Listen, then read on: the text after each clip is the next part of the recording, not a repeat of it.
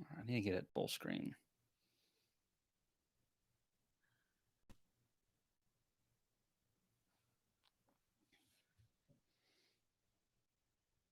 There we go. All right. So while everyone's finding their way in, we're going to start talking about winter preparation, update on some recent videos, swarm catches, man lake boxes, Provap 110, talking a lot about what we're fixing to do videos on and also some other things in the future. Fall flow, multiple other things. Also insulation, definitely a lot of winter prep stuff. Or if you don't mind going ahead and getting that on our Facebook page and whatever else it needs to go. Yeah. What's up, Karen? uh, hey, Todd. Hey, don't worry about it. So, this is a true story right here. I was playing a bluegrass festival in Kentucky back in the day. Before I was an adult and thought life was hard. I used to play a lot of bluegrass and bluegrass competitions, and so I was at this place, and there's like 4 or 5 thousand people for this bluegrass competition. And I get up on stage, and I wrote my own name down, even talked to some people. But a lot of people have a hard time wrapping their mind around a white guy with the name of Cayman, or just the name Cayman in general. I get called Cameron all the time, all kinds of stuff. I get up on stage. There's people as far as I can see, and the old fella looks down at the sheet, can't read it for whatever reason, and interprets it. And next up, playing bluegrass mandolin, Karen Reynolds. And I walk out on stage, and I felt like the Johnny Cash song, "The Boy Called Sue." But it worked out in the end. No problem, Todd. No big deal. All right, so let's get into all the stuff that we've got to talk about. Lots of different things. Always feel free to leave questions, and just keep in mind, especially once a lot of people get in here, the comments go up so quickly for me because I have a smaller bar, I think, than everybody else does because I have some other stuff that I can see. Um, Sometimes I just don't see them. All right, so Sherry asked about the Bee Pro pollen patties okay for bees. It's all mixed reviews. Well, the thing about those is they're a lower grade of patty. And actually, right now, Man Lake during their Labor Day sale actually has some Ultra Bee patties, which is their flagship product, on sale. I don't know if the price is similar because of the sale, or maybe it's still a pretty big gap there. But you might want to check that out. I do prefer Ultra B, and I've used both. Bee Pro doesn't smell very good to me. I don't think it smells very good to the bees. They don't consume it as quickly, but they will consume it. And I know some people who really like it and say for the price, it does a good job. I feel personally that when it comes to fats and protein, the extra money is worth it because sugar syrup, the difference between honey and sugar syrup, in my opinion, is not near as big of a gap as the nutritional differences between our substitutes and real diverse pollens. I feel like we're not even close to getting it to as helpful to the bees as sugar syrup is in comparison to nectar coming in. Still not the real thing, but um, B Pro has worked for me in the past, but I found that the consumption rate was better. And when it comes to small hive beetles, you want those patties eaten as quickly as possible. The Ultra Bee has lemongrass put in it, so you could think about maybe getting B Pro and then putting a little lemongrass in there and helping with that a little bit. No, I don't really play the mandolin for the bees. Honestly, the last time I played the mandolin was probably back in April when I did one of these live chats, and I hate that. I used to play like 8 to 10 hours a day, and but quickly you find out that there are tens of dollars to be made in bluegrass. All right. I mean, that looks good. Other than the point that I'm on the picture. So John D is saying healthy bees algae patties are amazing for us, and that is awesome. I'm still looking through my colonies. I'm anxious to see what they look like here in the next month when things really start going more towards you know fall and cooler weather. All right, I'm going to get into some of my stuff really quick, and then I'm going to get back to questions. This is mainly about winter preparation, and even though we are still barely in August, especially for those of us who are up north, Canada, places in Europe, it's fast approaching. I have friends who are experiencing highs of 55 degrees, which is crazy because we would love to get a low of 55 right now of a nighttime. Um, I know friends who right now are having 100 something degrees. It's really cool to see. But however, heat does impact the colony, and so does cold. But day length impacts them just as much, if not more. As the days grow longer or the days grow shorter, it will encourage or discourage brood rearing. So right now, day length, we're losing it. And so as the further we get in towards fall and winter, the harder it's going to be for our bees to be able to beef themselves up, so to speak. They're just not going to naturally be inclined to. And so we need to give them every positive factor that we can and eliminate stress where we can so that the bees can have obviously the biggest cluster that they can. And it's not like we're wanting just it's nice to have giant clusters, but sometimes this might not be advantageous, especially in colder areas. Some people really want them to reduce that brood nest. I really feel like the bigger clusters are more for folks in the south. But then again, I know some guys up in Canada who really like their doubles as well. So a lot goes into management strategy here, but you've got to have a healthy cluster, whether it's a 5 frame nuke cluster or 15 frames in a double deep system of bees. So obviously, I'm not going to spend much time on this because you all have heard me talk about this a lot. Is queen issues and mites. Those two are so important. It doesn't matter if you have all the other factors going for your bees. If you have a queen that's just some queens just can't get past the double deep. Some even can't even get to that size. Sometimes there's other factors that inhibit colonies being able to brood that much, and it's not the queen's fault. And this is one of the areas where we definitely need more research. But um, if you have a poor queen, she's got to go, or it's going to severely limit the chances of that colony's survival. And even if it does, it's not going to build up and be a powerhouse the next year and be able to either make splits off of, and definitely not produce honey off of. Mites, it's a huge factor, whether you're treatment free or not. This impacts us all. And even if you are treatment free, you have to keep in mind that just because your stock worked one year, it might not the next. Because what happens if your colony requeens itself? That virgin's gonna go out and fly around. And what if she mates with drones that don't have those genetics? Then that's gonna be watered down, and there not might not be as much resistance. And bees die even in the wild too. So mites and queen issues are a big deal. Excuse me. And we are approaching the 11th hour. I mean, if your colonies have high mite problems right now and are starting to show symptoms of viruses, you better get onto it. We are going to we have started seeing more and more people over the next month or two reporting colony losses. And, just bees are gone. It happens a lot in October and late September.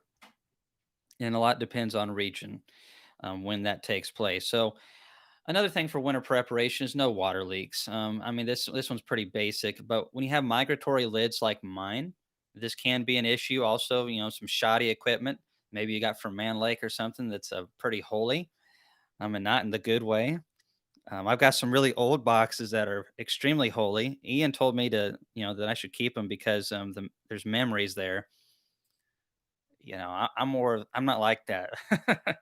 The old gray mare, those boxes are getting long in the tooth. They got to go. I know he's just messing with me. He might be on here fixing to jump on me here in a second. All right. So this one I think is really important. A lot of people are asking what temperature can they inspect their bees, and if you watch some of our videos, and we'll be doing it again this year, we were getting into beehives, 40 degrees Fahrenheit. I've gotten into them at lower temperatures than that.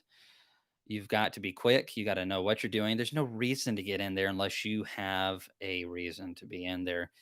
A lot of times we do these videos to try to open people's minds to thinking outside of what Beekeeping for Dummies or some type of book like that tells you. A lot of those beginner books are really good for getting some basic information into you, but they also can sometimes, because they are our beginner book, inhibit people from taking the next step because they try to put things in a box. And I think it's with good intentions to keep things simple for new beekeepers, but we want you all to be successful beekeepers. So you can get into bees no problem at 50 degrees. If they need food and it's 30 degrees, get in there. It's better to, make them a little cold and give them some food. They got to have it. So get in there. I like to, as soon as the fall flow starts diminishing, which in my area usually is around the early part of October, just go through general inspections on colonies, see what the food levels are. Here, it's still pretty mild at that point, and there's plenty of time to get 2-to-1 syrup on your colonies. You start waiting until November and December, and things start getting a little tricky, especially if you're further up north. North. So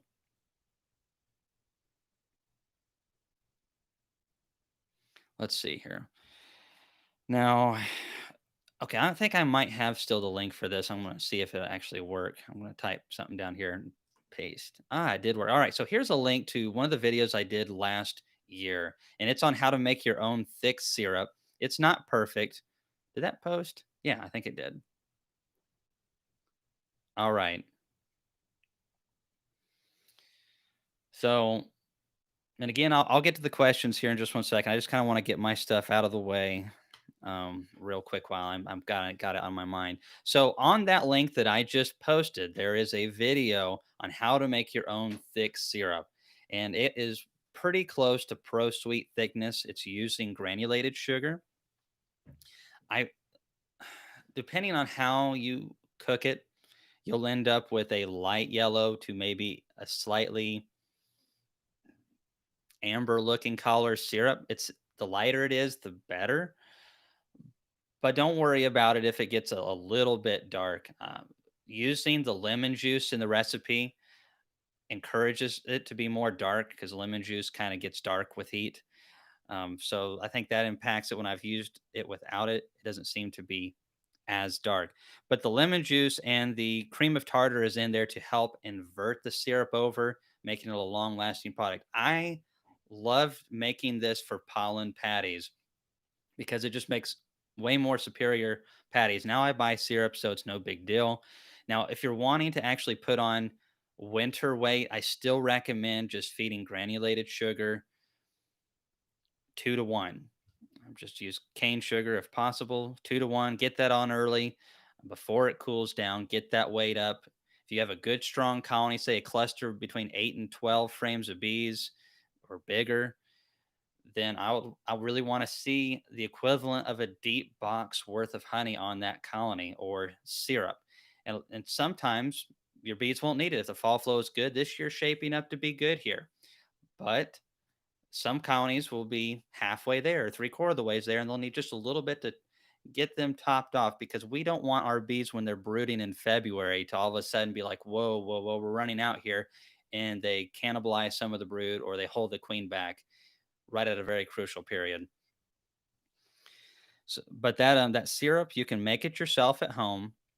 It goes a pretty long way for your own patties. Now you can buy syrup from Man Lake or something like that. But if you ship a 5 gallon bucket of Pro Sweet, it's like 60, 70, $80 or something like that for 5 gallons of it. That's expensive. And you can make this pretty inexpensively. Um, and the thing of it is, some people are talking about, well, what about HMF and what about, this cream of tartar? What about the lemon juice, those additives? Well, again, I encourage most of the time that you use this or all the time to be in pollen patties. And when are we feeding pollen patties? We need to be feeding pollen patties when the bees are able to get some cleansing flights.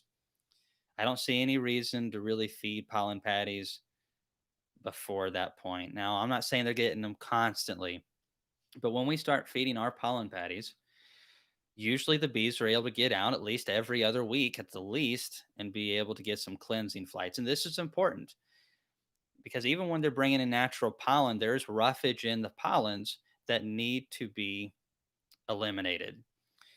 And if you're feeding pollen patties and your bees aren't going to be able to fly outside the hive for a month or so because you're in an extreme area, then that could be bad. The So just consider that as well. I like to really time my pollen patties right around when the maple starts blooming. It's when the bees are already naturally wanting to start building up. They got some of the real stuff. We're giving them some of the supplement to kind of smooth things along. But that thick syrup, I wanted to give you all that so you could kind of think about if you're needing to make your own patties and wanted to have a nice syrup to make a nice moisture wicking patty instead of a patty that'll dry out. That's awesome. All right, we got a couple other things that we'll talk about here in a minute, but let's get to some questions. So I've seen several, well, dozens that I've missed.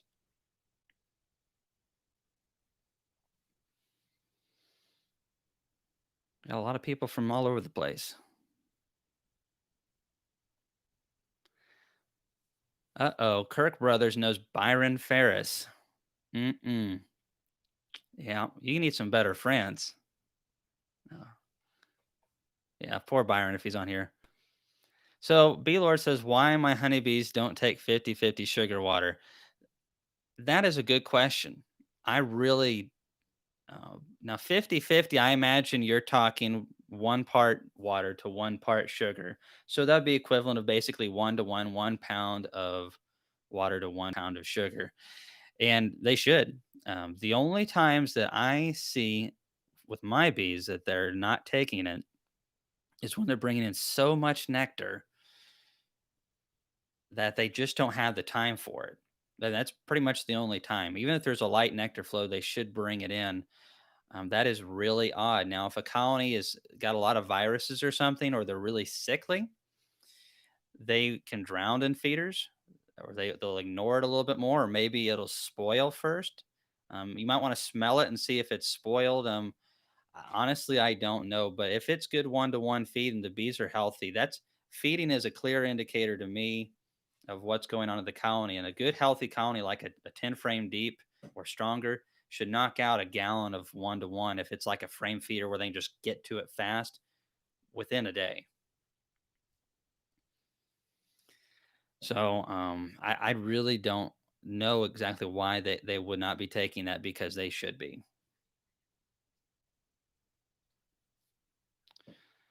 We're gonna be doing a video actually upcoming about how we render our wax. We don't have any fancy systems yet. I think a lot of people have the idea that since we have YouTube videos, we have all the cool gadgets. We don't. We do some things still very old fashioned, and I get um, teased a little bit occasionally because of what we're living without. But it that's part of starting a business. We will be showing you all that pretty quickly. Laurel and I were actually setting up stuff today to finally do the some extraction videos. We've done a lot of extracting, almost all of it, but we saved back several boxes to be able to show how the Silver Queen Cowan uncaps the frames. It's awesome. How the clarifier works, extraction setup, honey pump, and it's not replacing you. It's just making it to where you can do more in other ways.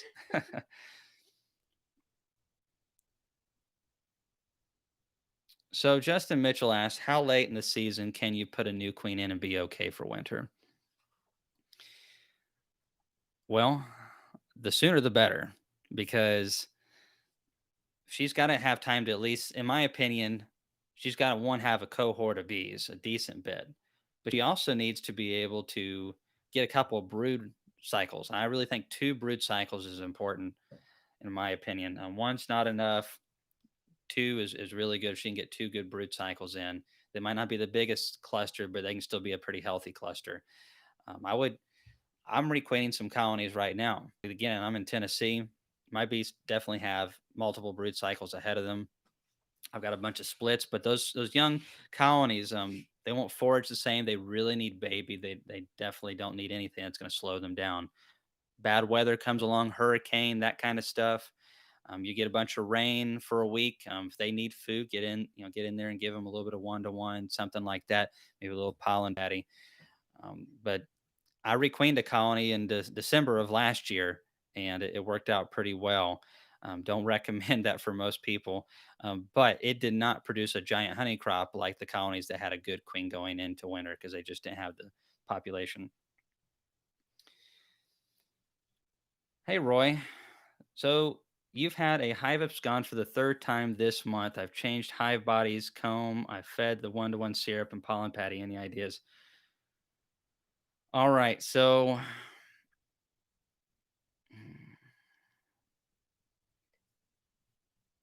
hmm, right. All right. Well, so there's only a few things that I know that can cause absconding. Heat, which it takes extreme heat. Once the bees feel like they cannot cool down the nest, they will abscond. And I don't know if that's what's happening. I've heard some of that happening with some guardian entrances where there was not additional ventilation on big hives on really hot days. I've also heard about people using those PEX entrances. It's a there's a few people that have started using them, which is basically an entrance reducer with it's like PVC, but it's called PEX.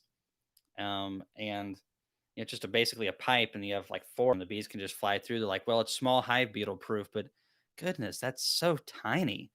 Um, just sounds like an abscond waiting to happen. So I don't know if yours is heat related. There's mite related absconds. You know, viruses can sometimes get a hold even without high mite populations. This isn't very common, but it can happen. Sometimes you can eliminate the mites, but the viruses are already there. Three sounds like a lot. Brood diseases really don't cause that kind of stuff. I'm going to have to say it's either heat or varroa. I had one abscond last year on me. It was probably about a month ago this time last year. Wonderful split. I made it. I made it just a powerful split, brand new queen. I mean, the queen wasn't even 2 months old at this point. Maybe she was, just somewhere around there. She had had a couple brood cycles, just packed out their 10 frame deep. But we had some serious robbing going on at that point from bringing honey supers in. And I reduced the entrance down to about that much on a 10 frame deep. But I mean, they were packed. They left, every bee was gone.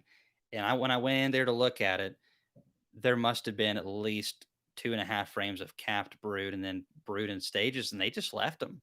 Food was left, everything was left. Um, I know it was not mite loads on that colony. Heat, even Michael Palmer up in Vermont talks about losing some of his nukes up there due to heat problems. Making sure colonies have headspace, insulation under the lid can help with this for sure. It shouldn't be a nutritional issue, especially if you're feeding like that. And so they're on a screened bottom board. Well, that eliminates the heat then. I mean, honestly, outside of the mites, I don't know what else to say, to be honest. And I'm not saying I know everything when it comes to bees absconding, unless they are swarming, which, you know, shouldn't be this time of the year. I cannot remember where you're at, Roy, but if I remember, you're not too far away from me. And as far as like extremely hot areas, I'm gonna have to say something to do with probably viruses or something like that. Three is really odd though. Is there any bees at all left in any of these that you can maybe sample mite loads? And hey, by the way, Roy, thanks once again for the donation. Keep me posted on what you're seeing there because I'd like to learn more about this as well.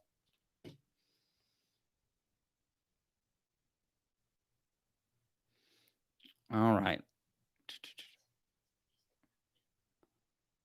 Yeah, I do have a job. I'm filling in right now, working a couple days. I think I worked a couple days in the last 10, and not very long days. It's been kind of nice.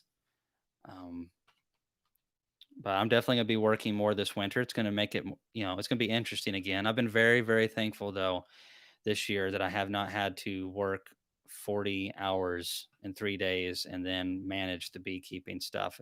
I've been able to help Laurel out a lot more. You still done at least 3.5 drums of honey without me, I'd say probably though. Yeah, she's over there like, oh yeah. No, she's not. She's like, maybe. Uh, Central Indiana. That's kind of what I thought. Is you really aren't that far away. Um, that is really odd, Roy. If you can get any more information on that, that is really weird. Another Indiana person. All right. Is it safe to use oxalic acid with Apivar strips on? Asked John Tanner. Well, legally and by the instructions of the product, you are not supposed to. However, you can do it without the bees having issues. Don't ask me how I know, but I'm not saying that I do that a bunch, but I have done that before. It's definitely not a practice that I recommend or that I do on a regular basis. But last year on that colony that had really high mite loads, like the insane ones, they had Apivar strips in there, and I did, I think, one or two rounds during the time of that, and I put a double box on them this year. I cannot believe they have rebounded, but it took a lot of work, and we really didn't get a lot out of them. So, what time do you recommend on vapor treatment? Early morning or late in the evening? Either one will work. If it's early in the morning, having most of the bees in is advantageous for sure, because there's more bees to be exposed to the oxalic acid. However, as far as preference goes, I like to be able to see. It really helps speed things up. So, whenever you can kind of get them in the hive, I typically feel like early mornings is best if you're an early morning person. All right. So Roy says there's brood, but no bees. Yeah, that's totally abscond right there. It's got to be heat, or it's got to be viruses or and mites. Is the only thing I can really figure. That's only two times I've ever lost any absconds, other than having like a recently added swarm or package or something like that, and then putting something strong like Apagard or Formic or something really strong like that, or even oxalic acid if they're not locked in. So, okay, a lot of people have asked about the oxalic acid. And so, kind of going on to that, I've got the Provap I was going to talk about. I've got a video I'm going to do on that. It's going to be short, but I'm going to sum some of it up here. So, basically, I've recommended the Provap a little bit over the years, doing some of my videos and using it. And sometimes not even by recommending it, but just by using it. Some people, purchase products, and which can be good sometimes. We really try to only recommend products that we think and pretty much know that are going to be useful and advantageous to you all. The last thing that we want is for you all to get a product and it just be a total waste. I hate it when that happens. Happened way too many times to me. But we are not perfect, and the Provap 110s obviously are not either. Because when I purchased one a little over 2 years ago, it came dead on arrival. And so, things happen though. I can be reasonable. I mean, things happen.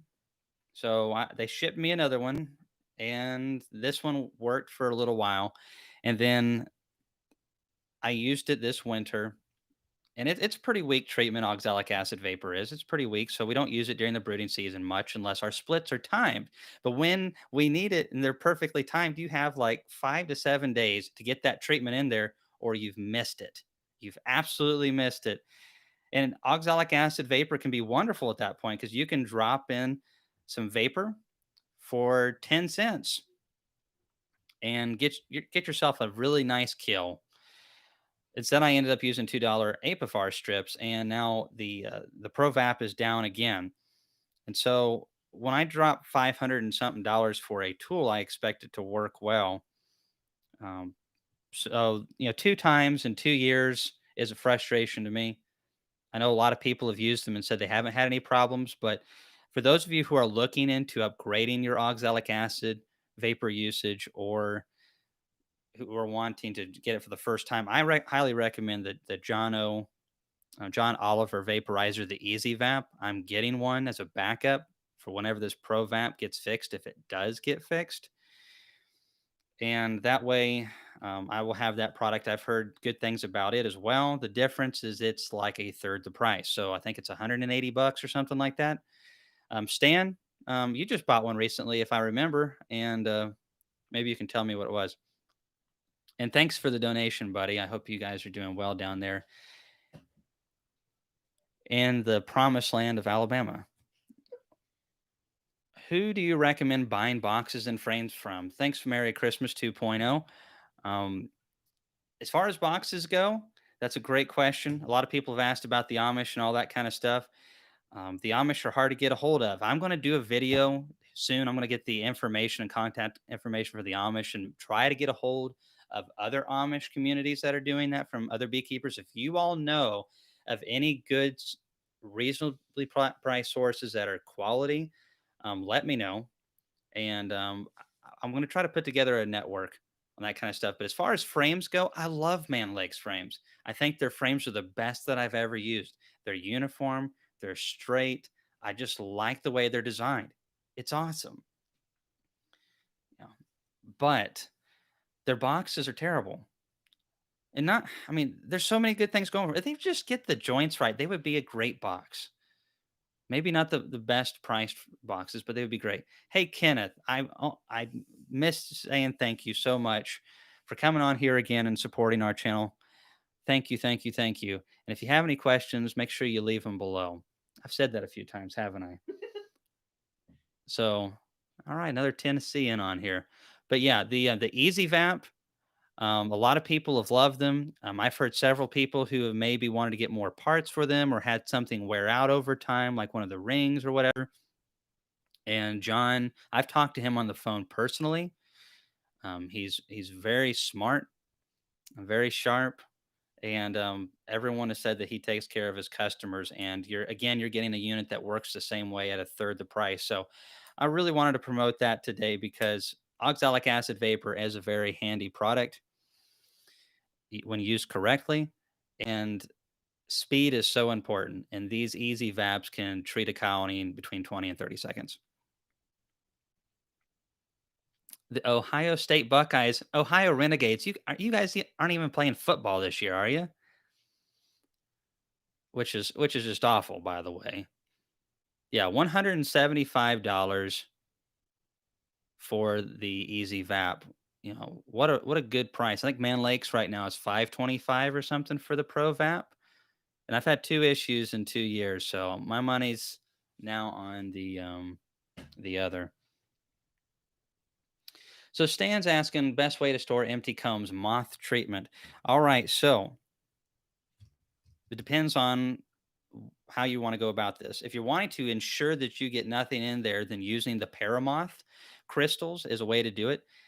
Some people don't really want to do that because it's not natural to store it that way, but it will keep them safe from the moths. So I've got a video on that somewhere. Maybe I'll find the link for that and give it to Byron. He can get it to you. Excuse me. But yeah, that'll work. There's a BT product that's just coming out again that you can use to spray in there. I've heard mixed reviews on that. It might be pretty sensitive. You might have to um, reapply it. It might only last for so long, and then you might need to spray it in there again. The bacteria that will eat on the offspring.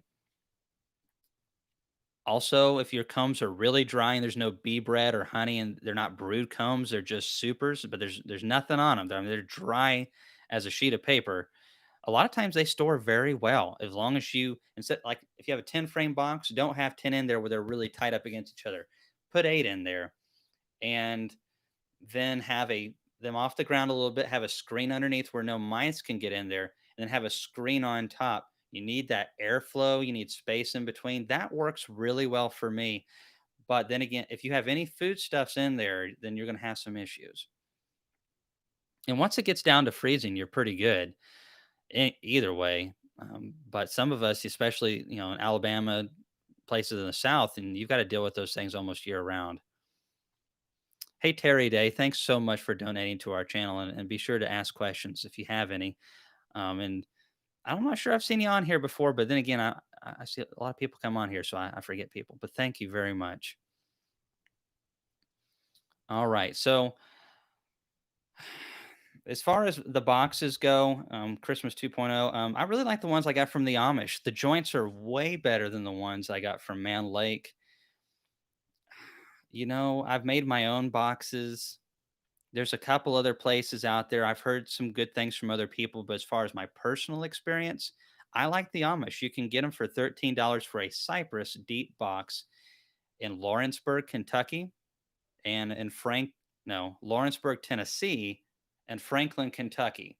And they're related. It's the Zook Amish family. A lot of people keep asking for a telephone number. They don't have telephones.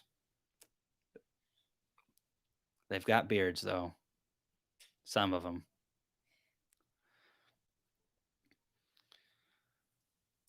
Sarah asks, are wax moths sensitive to the same things as moths that ruin wool? I'm thinking cedar essential oil. Hey, Sarah, I would love to see some information on that. It very well could be. I just wonder if it's kind of like when I stick cedar in my dresser drawer, with my ties and stuff like that, and I put the cedar in there. It only lasts for so long, and I just wonder if it needs to be reapplied, um, or how long. We need more information on that kind of stuff. The problem is there's just not a whole lot of research dollars put into these kind of things. I'm sure there's more natural approaches, and again, dry combs work great. I wonder if your combs are pretty dry and you use just a strong essential oil, just something that's really strong that keeps them out. But then again, we also have to realize that bees are insects too. And so if it has lingering effects long term, it could be very off putting to the bees. Um, I don't know. I really don't. Antonio asks, what do you think about horizontal hives? I think they're great. It takes different management, but I mean, they definitely work. You can totally do top bar hives. You can totally do all kinds of different beehives. As long as they're healthy, they're going to grow, and as long as they have the nutrition to do so. But horizontal hives just they take different management because the bees naturally like to kind of move up, but totally can move outwards, and I've seen it in cutouts and other things before. It's no matter if you're doing horizontal hives, or going vertically, whatever you're using, having that drawn comb is really the key component to swarm reduction. Once you get to that point where you have surplus comb, it's so much nicer. Plus, also realizing that really strong, powerful colonies, no matter what you do, are going to want to swarm to a degree. And if you have a great honey flow year, it's going to really be hard to keep them from trying to swarm at all. And that's why we and Ian and other beekeepers usually make small splits or pull the bees back right before the honey flow and maybe come back in there again and do it. I know a lot of people don't want to have extra hives. They want their magic number. I only want 3 hives, or I only want 5 hives. But the problem is bees are so dynamic. There's times of the year where you'll have 3 hives, and if they're all healthy like they should be, you really need to turn those probably into 3 large hives and 3 nukes. And then when you have a colony go queenless or something on you, and maybe you didn't get to it quick enough, you can plug one of those nukes back in. Maybe you lose one for another reason. Things happen. We lose bees here. I know that I've probably lost, going through all of my bee yards in the last month, oh, somewhere around half a dozen colonies, due to just trying to get them queenless and they just wouldn't do it. That happens a lot. Happens a lot more than I would like it to. And then other things like that. Sometimes you get a late swarm that you miss. However, we've made like 40 splits in that amount of time too. So 640, that works. We can live with that.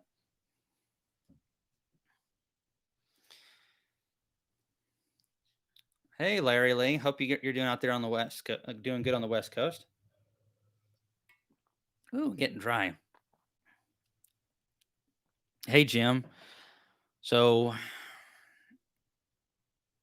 I took your advice and sold 35 pounds of honey to my local grocery store. I have about 600 pounds, so I still got a few pounds to go.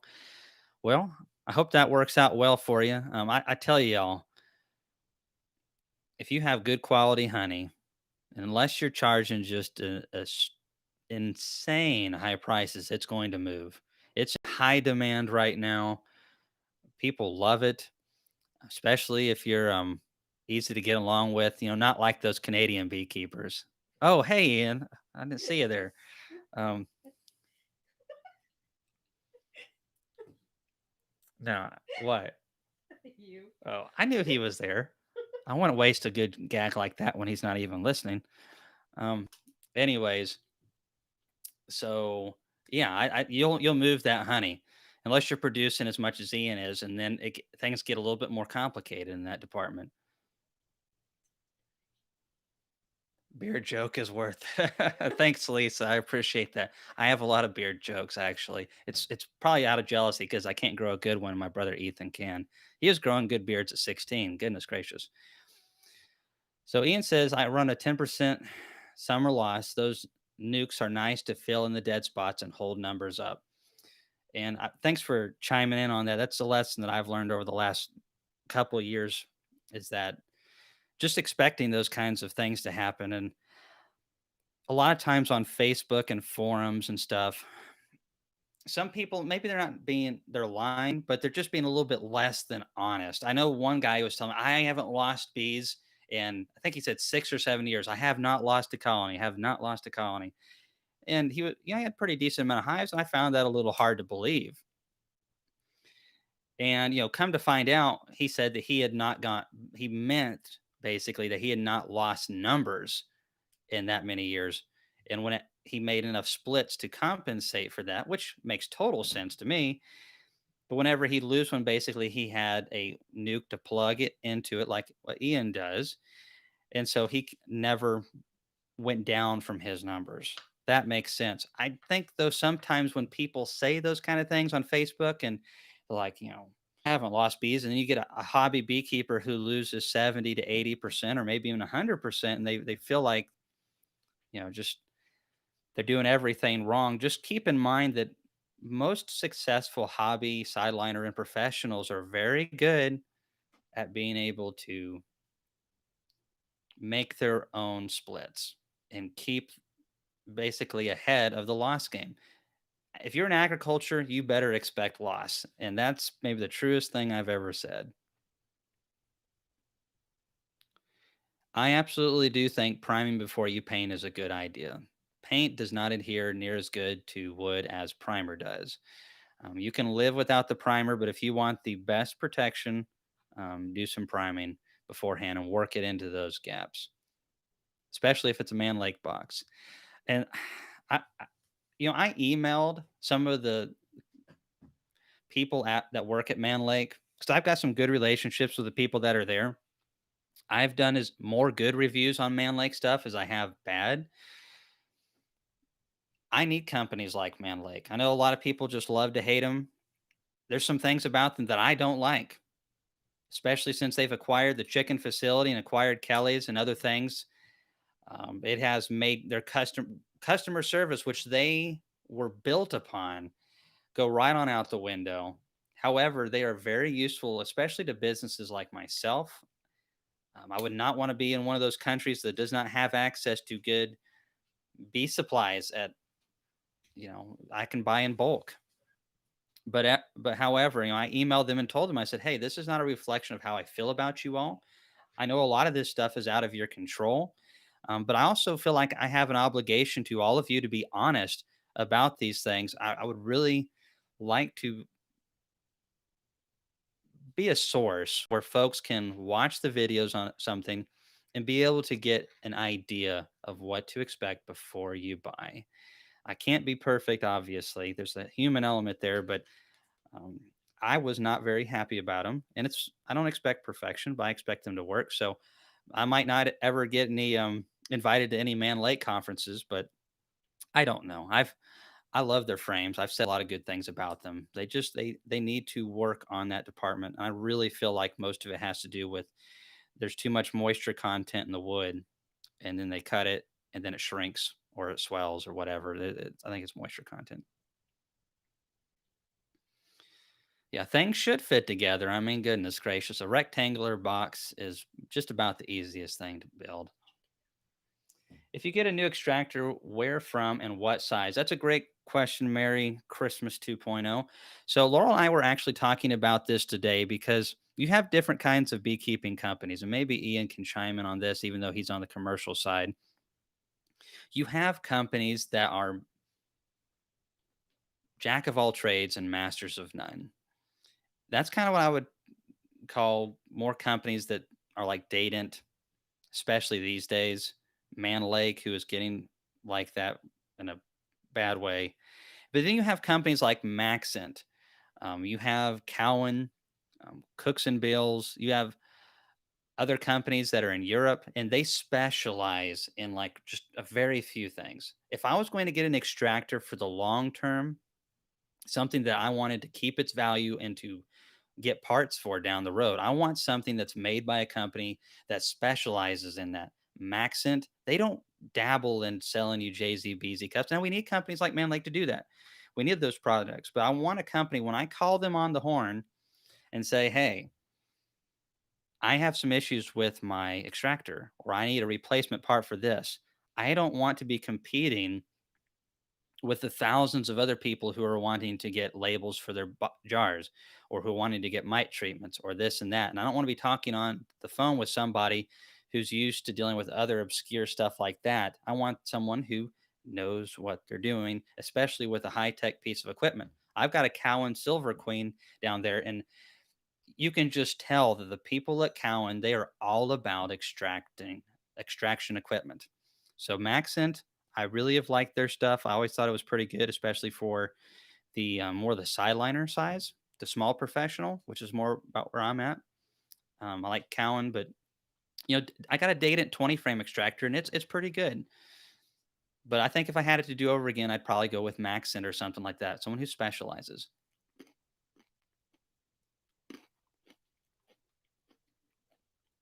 So hi-fi. What do you mean by merge season? Okay, merge as in, is it okay for the queen to be in the top box of a newspaper merge? So if you're merging a queen in from one colony to the other, what you also can do to make things maybe a little bit safer, if you feel like, say, you're introducing a bunch of bees in the bottom, maybe the queen's no good, or you haven't been had a good chance of requeening them, or maybe more than likely in this case, I would think if she's no good, you got 5 or 6 frames down below, and you've got maybe 2 frames of bees with a good queen up above. And you're trying to merge that together. Put that newspaper in between if you feel like that's the way you want to go about it. And you can even put her in a cage. It's a little bit of a pain. Put her in a cage in between those 2 frames. Put a cork in it if you want to let those bees merge together. Come back in a handful of days. She's still in the cage. Her bees will feed her. And you can put some queen candy in there. I've got a video on how to make that, or you can buy it. And then come back later and just release her out and give her extra time.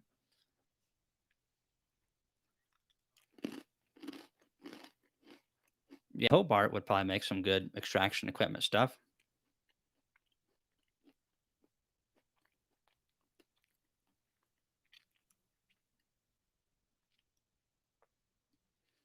And when you have livestock, you have dead stock. That's kind of morbid sounding, but it is so true, Sean.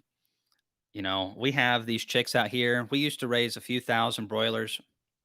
By the way, we've got another channel. If you're wanting to learn how to do meat birds, laying hens, saving your own seeds, growing heirloom gardens, we won't be giving as much attention as this platform on beekeeping, but we do a lot of that stuff anyways for our own personal uses, reproducing raspberry plants, sweet corn, keeping those darn raccoons out, a lot of different things like that, farming kind of stuff. I'm going to be doing that on a separate channel so it doesn't bog down this one. Hey, Laurel, can you put the link for that for the other channel?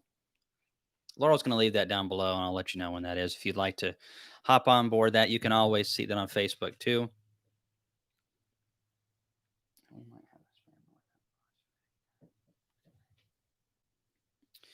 All right. Can you feed with apivar in the hives? You absolutely can feed with apivar in the hives. I've done it all year long. Well, not all year long, but for a long time.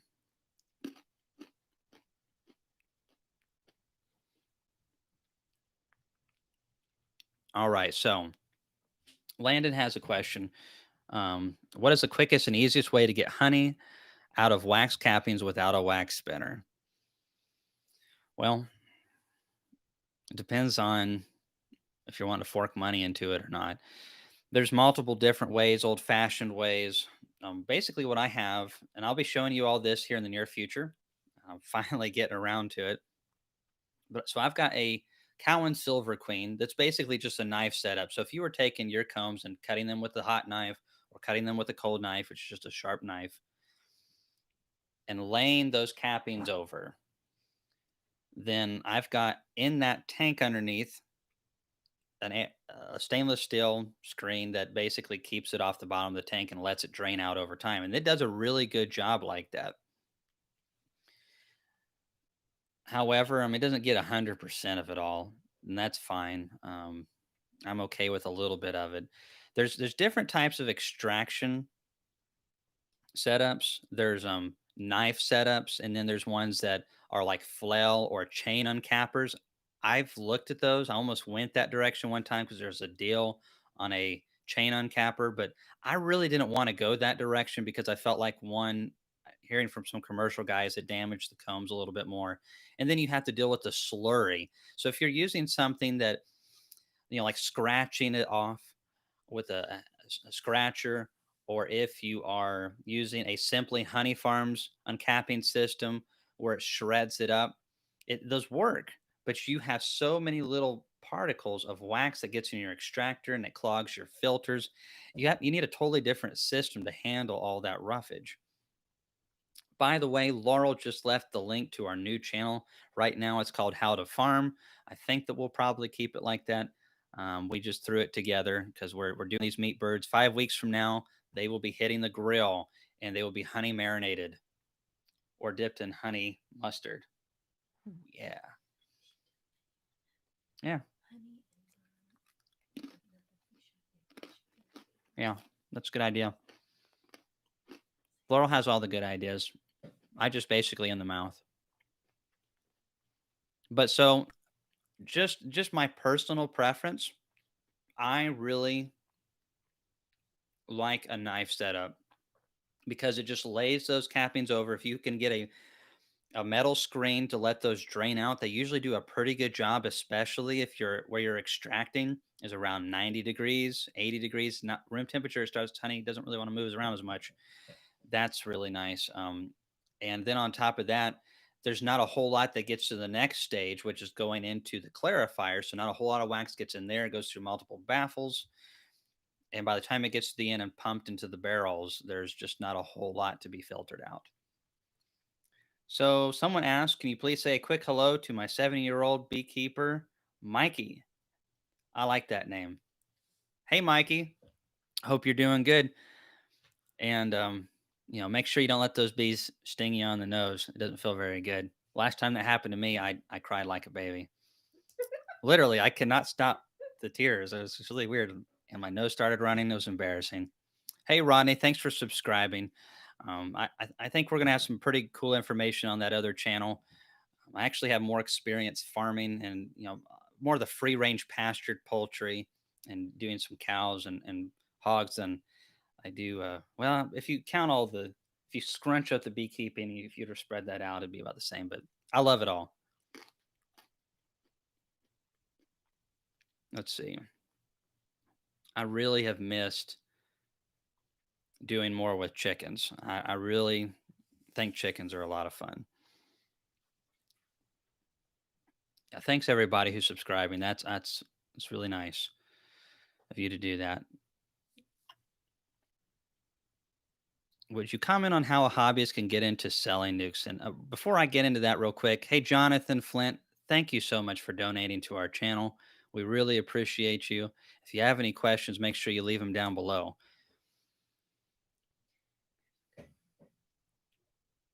Okay, we'll hold on to that one because I'm into the selling nukes now. So, as far as getting into selling nukes, it's not too awful complicated if you purchase queens. If you're raising your own queens, then that adds a whole nother dynamic to it, which I think is better. But for your first couple of years, it's probably best just to purchase queens. What I would do is basically just worry about getting your colonies healthy. Get them to spring, make your splits off of them, and do it. Like, say, if you're in Tennessee, start making your splits first week of April, last part of March.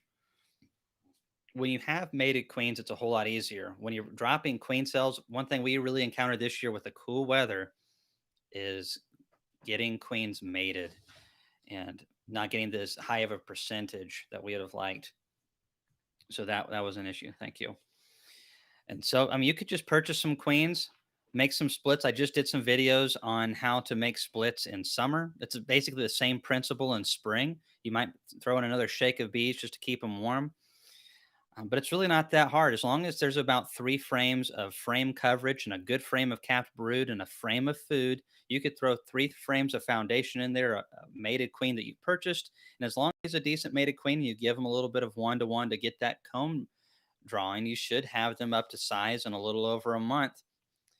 And sell that sucker for 185. For some people are selling for 200 and something dollars, especially if you're up north. If you're Ian, you're in Canada, nukes are hard to get, especially good quality nukes. So depending on where you're located, they go for more or less. And that's the way supply and demand work. Hey, small Canadian beekeeper, good to see you. Thanks for coming on tonight. Let's see. I saw something about there it is. So Barbara asked, "Does EFB infect the hive bodies? I had it last summer, and the boxes have been out of service since then. Can I reuse them if I bleach them? If you bleach them, you totally can. I'll be honest. I've never done anything to eliminate European foul brood out of my hives other than breed for resistant stock.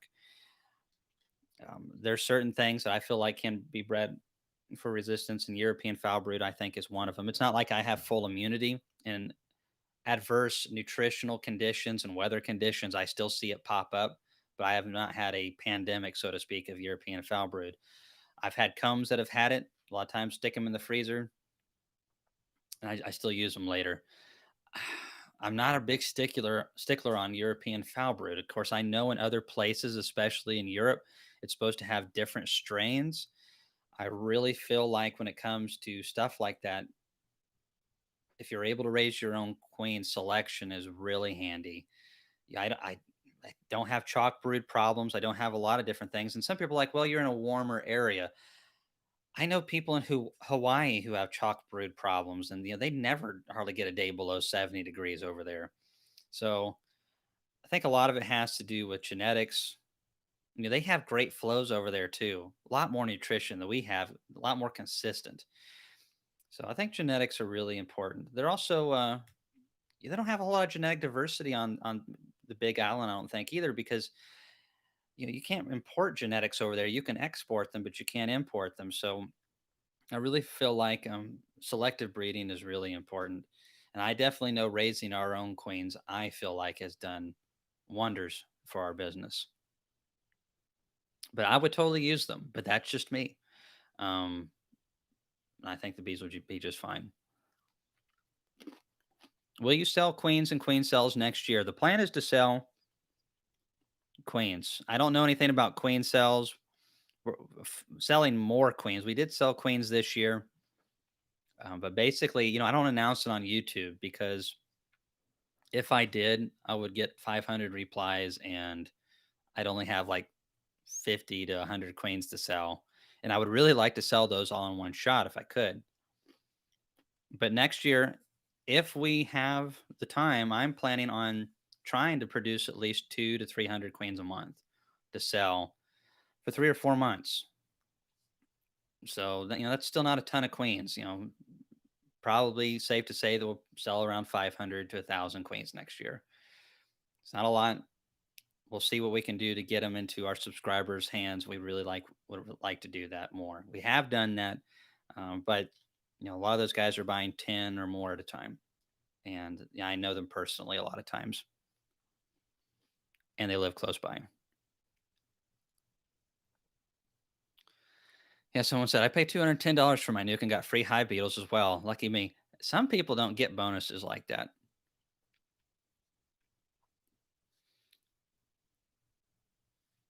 Let's see. So, what size do you like your production hives to be going into fall and winter? Well, Brandy, in an ideal world, if I could have them all the same strength, I would like them to go in around 12 or so frames of bee coverage. Winter bees, not old bees. I want the old bees to already have died off. Once it starts getting really cold and consistent, your old bees disappear because they're just a crutch. They're just going to weigh the colony down. They're an anchor. And so, bees, a lot of people get upset when we do alcohol washes and stuff like that, but the bees are the first in line to kill each other off if they feel like it's for the advantage of the colony. So I try to take lessons from the bees when I can. However, I would like them to be 10, 12 frames, but I'm going to tell you, we're going to have colonies going into this winter with 5 to 6 frames of bees, hardly any mites. They're going to have the nutrition they need, young queen. Those are going to be winter bees. They're going to do great, but we're in Tennessee.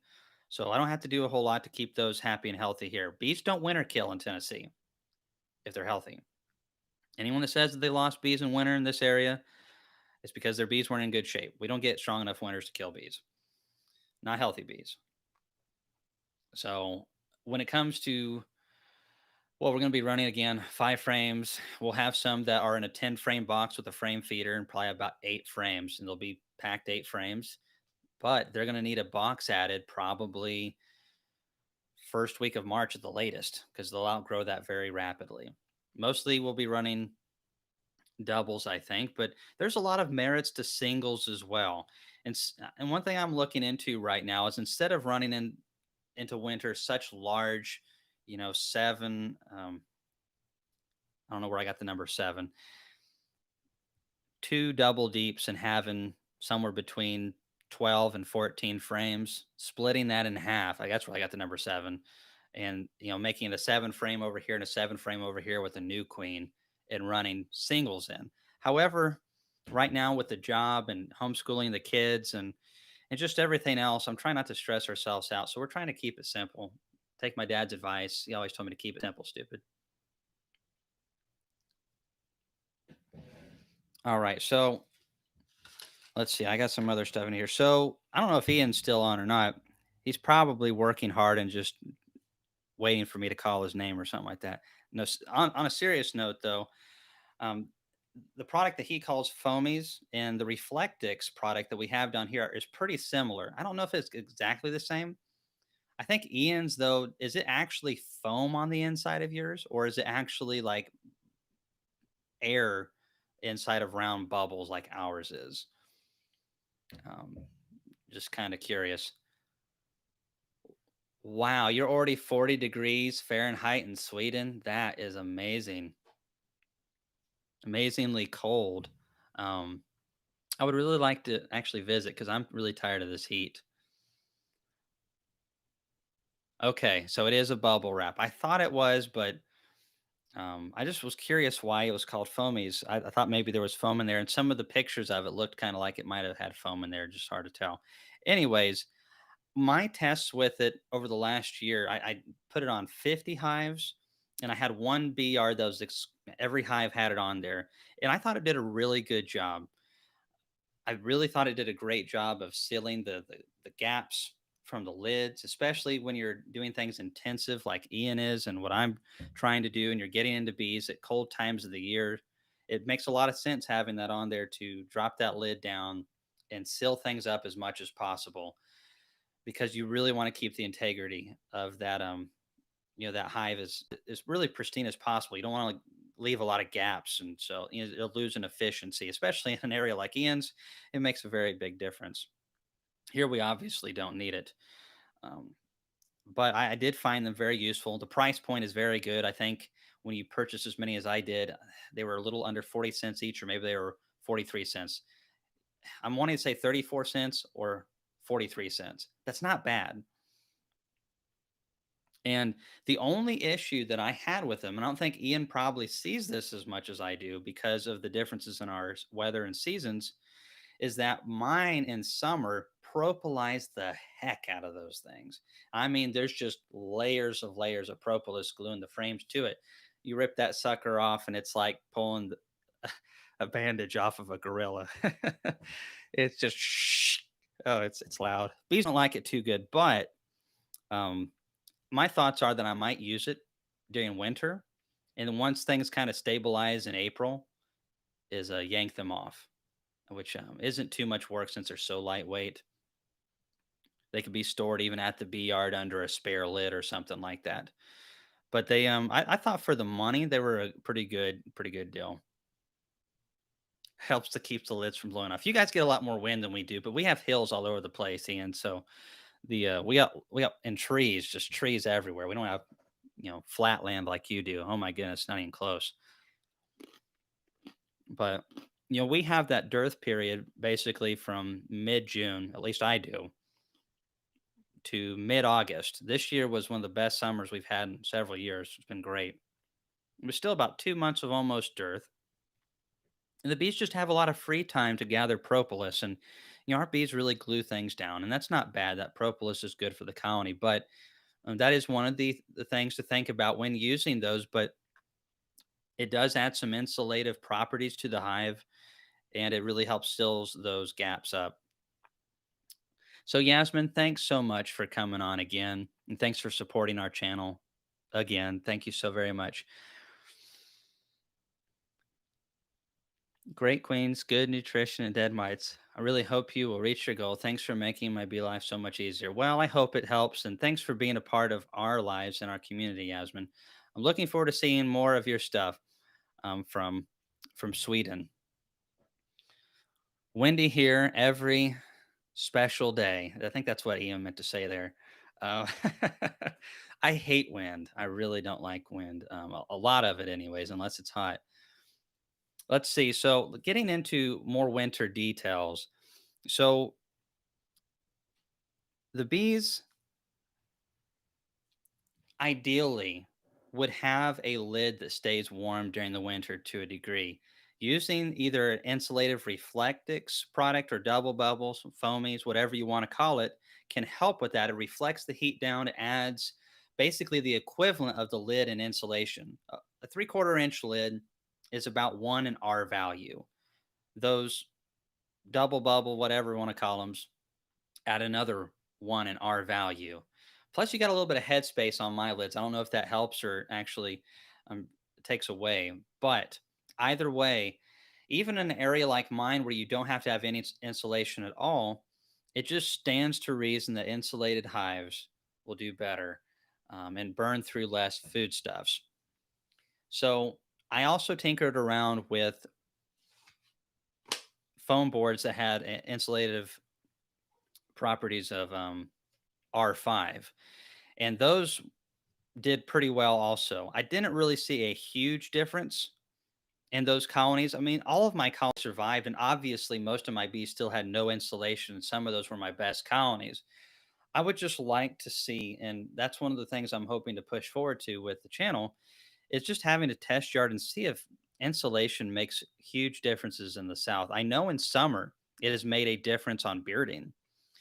The bees have not wanted to beard as much. Obviously, we have apame hives, we have direne hives, we have some hives that we've left those foamies on.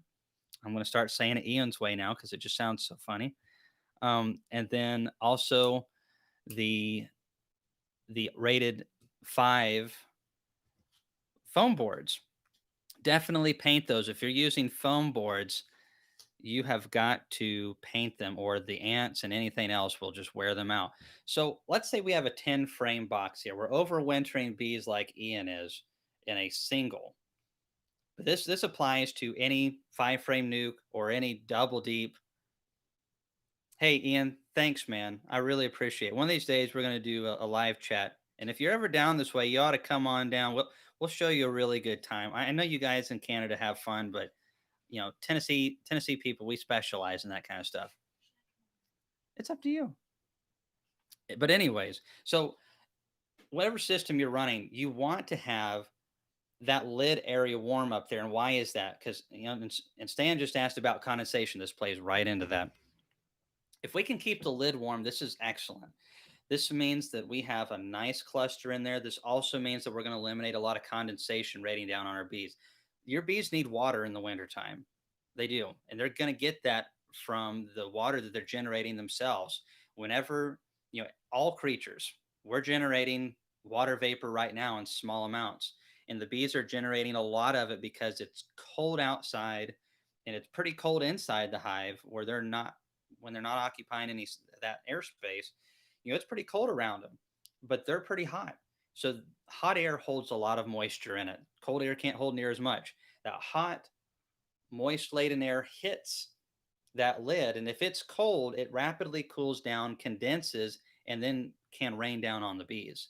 If we have an insulated lid or we have a big cluster that's really close to the lid that can heat that, which is easier to do in the south because we're more mild, then what happens is when that lid is warm because of either the insulation or the power of the colony being such a big cluster, it's going to hit that warm lid. And what's happening every second? More heat is rising. As it slightly cools, then it's getting pushed to the wayside and it's not going to be going back down on the bees, too much heat coming. It's going to go off to the side walls and it's going to slowly, as it cools, drop down. This is important for multiple reasons. First, if any condensation is made, it's made on the walls and it drips down the sides, runs out the bottom board. And any heat that is being reflected down because it's not, getting too cold up top is kind of going down more towards where the cluster's at and helping them conserve some of that heat, kind of recycling back. You should have an invisible, basically cycling of air, just heat goes up, gets pushed to the side, goes down, just cycles. It's very, very important that this happens. Insulating your lids can really help with that, even in cold areas. And so you don't have to get any fancy, expensive $20, $30 lids. You can get yourself some foam boards that are rated 5 or rated 10. Um, a lot of guys I know love their rated 10 insulative boards. They paint them, and in the winter months, they put on. Some of them leave them on because they say it helps keep the bees not as stressed in summer months, which stands to reason. But I really think that this is something that needs to be done more. We need to focus on sealing that lid. Bees don't need a lot of air movement actually coming from the outside of the hive. You can have your entrance reduced pretty small. You can leave it all the way open too. Ian, I think, leaves his open, but he's got him in a storage building, so they're not getting all that cold, windy weather blowing into them. I leave mine, some of them completely open, and some of them, a lot of them, I reduce down to about 6 inches. As long as they're a big cluster, I don't worry about mice because the bees are hanging at the bottom of the frames.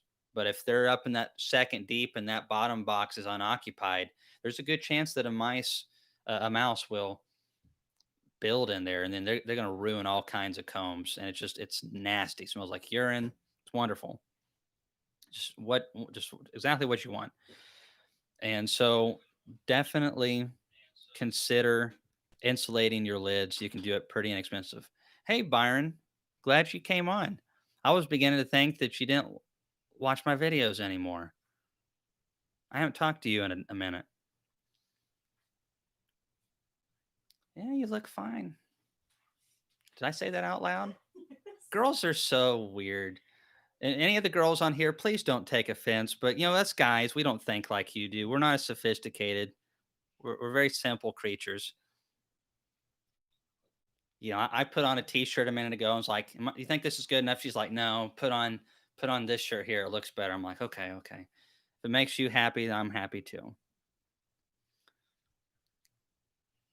Laurel's all dolled up. Now you're not coming on. Anyways, so I better watch my P's and Q's. Let's talk bees, shall we? Because otherwise, you might all of a suddenly see something flash and say, "We're experiencing technical difficulties." And the next time I'm doing a video, I'll have a swollen eye and I'll be instructed to blame it on a bee. uh, Laurel's like, "I heard that." She's watching me on her cell phone. A cow tipping video, how to tip a cow. I could do that on the other channel. And by the way, anyone that didn't see that, if you would like to learn more about some of the farming stuff that we do, please feel free to jump on that channel, and there'll be a lot of fun stuff on there for sure.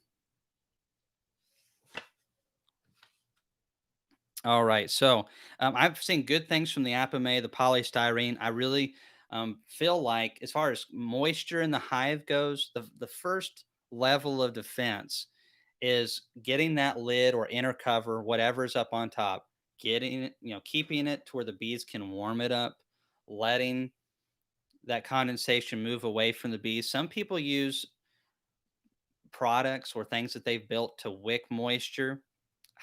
I've never seen the need for that, and we get probably as moist as anybody. I mean, we get dozens of inches of rain during winter.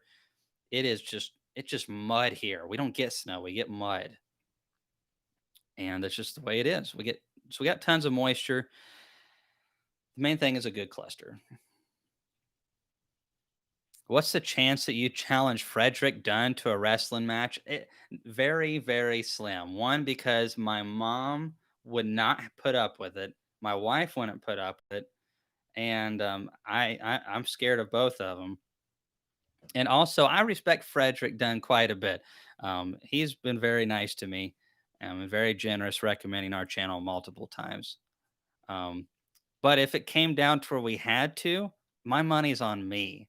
And I think it's kind of unfair though, because I think I've got an age advantage. Um, Anyways, Fred is ex-military. Wow. If that, see, that's where it can be dangerous though, because if Fred does not portray the ex-military type to me. And totally got me fooled if that actually is the case.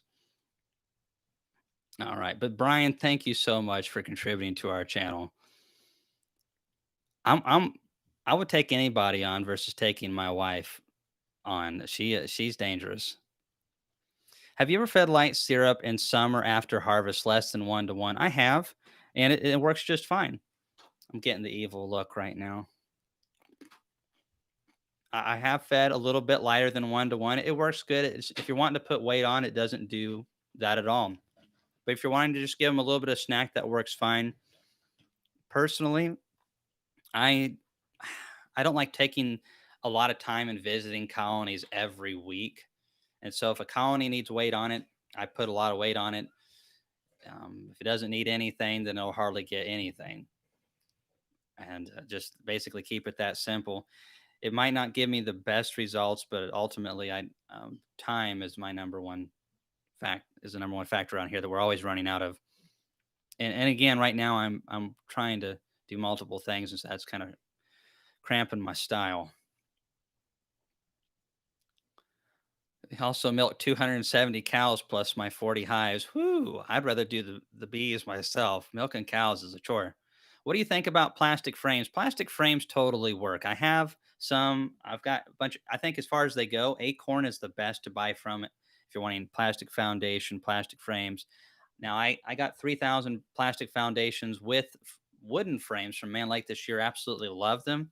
I still think Acorn plastic foundation is better, but for the price point, it totally worked well for me. Plastic frames work great. I just hate how they slide on everything. I don't like how the black ones get hot. They get extremely hot. So they melt the wax a lot quicker out of them if you leave them in the sun just for a second. I also don't like the fact that in really cold weather, they over time they can become a little bit brittle. But frames can get damaged. So I just personally don't like the feel of the plastic on my hands more than anything. But goodness,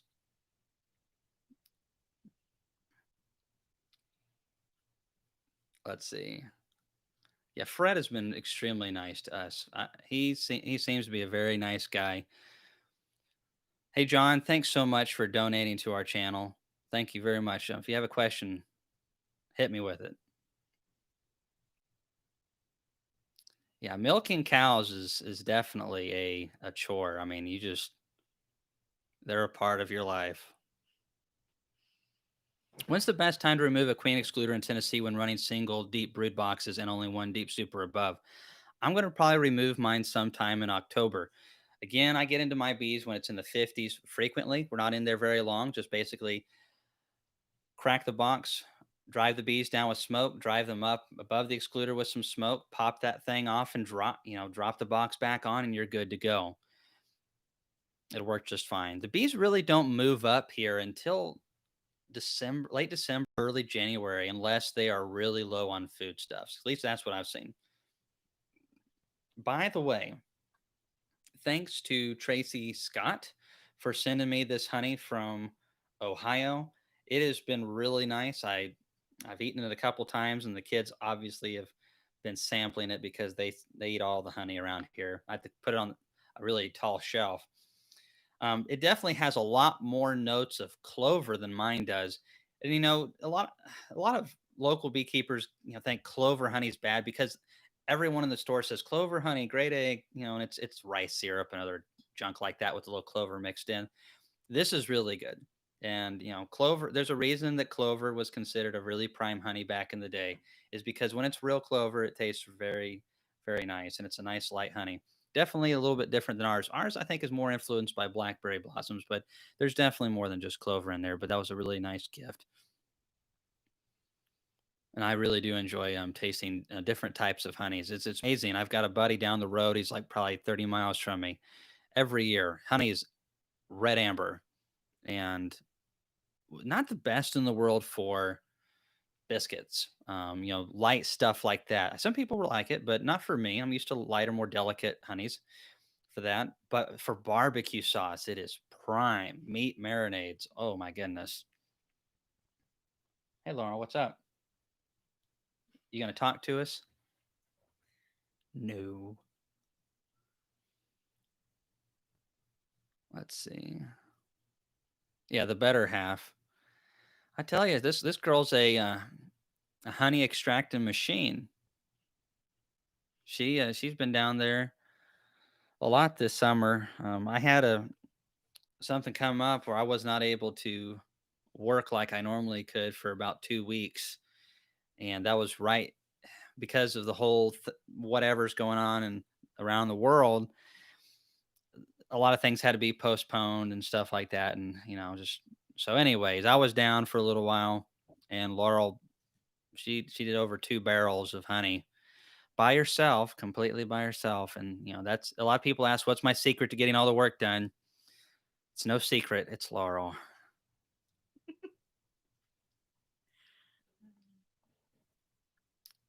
Yeah, she just giggled, Ted, but it was pretty quiet. I need to get like a little mic over here, get the little giggle track going. If I stare at her and start wiggling my nose, it works every time. She is trying to make me look good. It works well for me. It's a hard job. So Castle asks about the Apame. I'm curious about those. They're working great. I have had no complaints with the Apame hives at all. I love their pollen traps. You can go through our links in our Apame videos if you'd like to support us, and if you're going to purchase one anyways. If you're not, don't worry about it. But if you're going to, you can go through our links. Doesn't charge any extra. Supports the channel at the same time. But also, I love the pollen traps. I think it's the best pollen trap I've ever used. Easy to clean, easy to use, a lot of features there. I don't really like the plastic frames a lot. They totally work, but I just don't like plastic frames in general. But other than that, so far I've really liked them. Haven't gone through a winter yet though, so that'll really tell a lot. They our bees did well, very well with them in summer.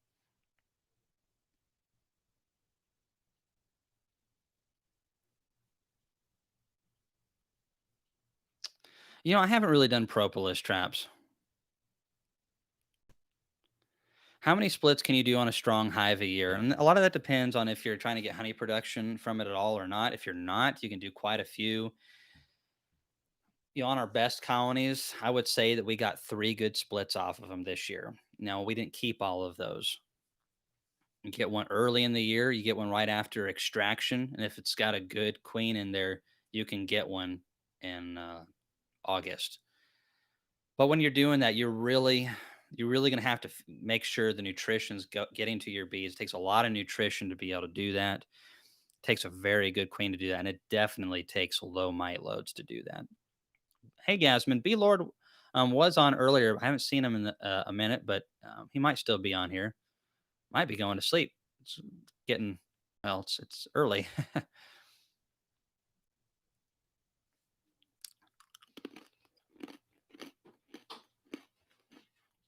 Question for Laurel: were you into beekeeping before you and your husband met, or did you guys venture into that together? Christine wants to know. Laurel, no, this is something you're supposed to answer. Come on. Yeah, you got to go do something convenient. She's mouthing it over there for me to repeat. It's like I deal with a mime. At least you don't have the white face gear. Yeah, I know. All right. So, anyways, basically how that worked out. She doesn't want to talk. She's super shy. Sorry. I'll make up for it. Anyways, so how that worked out. Are you sure you don't want to say? No. All right. So we met at a reenactment type thing, English country dance, that kind of stuff. You know, when you're homeschooled, you're desperate. And so what I'm saying is you don't the events that homeschoolers go to are not typically what public schoolers go to. And there's advantages and disadvantages, but we weren't going out and partying. I was, which was good, but we were having a party. We were just doing it like it was 1798. Anyways, so we were English country dancing. A friend invited her on over because a friend of mine makes homeschool curriculum, and a lot of people right now are finding that very useful. And anyway, so that's what their family does is homeschool curriculum. They're based here close to us, and he invited them on down after they bought some curriculum, whatever. Anyways, they actually came down. There's not a whole lot of experienced English country dancers that are my age, so the pickings are slim. And he said, "Hey, dance with that girl." And I looked at her. I'm like, "Twist my arm, John." And I talked her ear off. Yes, I've always been this talkative. And we talked about different. Well, I talked about different things what's going on. And she emailed me later, like an email, like 4 pages long. We talked about bees and stuff. She got into that shortly after. Did a lot of bee stuff herself for a few years before we got married. I kind of encouraged her kind of into it, but she was already looking into it pretty heavily and had already been into a lot of similar kind of stuff. So once we got married, we just consolidated bee equipment, consolidated weaponry, got a horse, couple saddles, Jeep. Dowry was pretty good. That's why I said 30-30 weaponry, all that kind of stuff. Hey, J and B Homely, we really don't get a lot of sourwood here. There's a little bit scattered around. The elevation's not good. People log a lot around here, and there's it's just so scattered. There's no decent sourwood in it. I've never seen any type of flow around the period that I see them blooming. It's just a trickle coming in. Let's see. I really want to do more with propolis. And that's what's just killing me right now is I want to do more with beeswax candles. I want to do more with propolis and pollen and all these other really cool things with beekeeping. But when you're running a business, a lot of these fun things get kind of put to the wayside, especially when you're still in the grassroots of your business. You just the extra stuff you just can't handle. You just can't handle it. Thanks, Christine. Laurel, Laurel's pretty shy, but let me tell you, if you actually got to know her, she talks quite a bit in person, but it takes a few times to meet her before she'll talk. And she's smart. She just doesn't like to talk. Let's see. What do you think about flow hives? They work on strong colonies that are ready to put honey away. However, if you have drawn combs, it's a whole lot cheaper. Um, you spend $600 or $700 for a flow hive. It's made out of plastic. I have one. I didn't use it this year because the flow was so bad. I was really wanting to use it this year, and I know one of our subscribers at least uses them out in Oregon, and she's had great success with them. But I just really feel like you could take that money, invest into a Maxent extractor that's just made in America, high quality stainless steel, and it's an heirloom. It's going to last. And especially when you start thinking about maybe you want 10 hives or 20 hives, it's just not at all cost effective. I'm not saying they're bad, they will work. And it's cool. But from a practical standpoint, they don't make a lot of sense. However, they do work. So, I mean, I'm not saying they're bad, but if I put them on all my hives right now, it'd be like a six-figure investment. Ouch.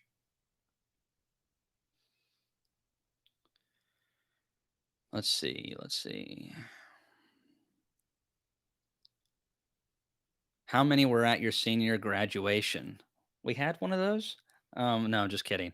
I had pretty good people. I had quite a crowd, but a lot of them were family and friends and people from church. And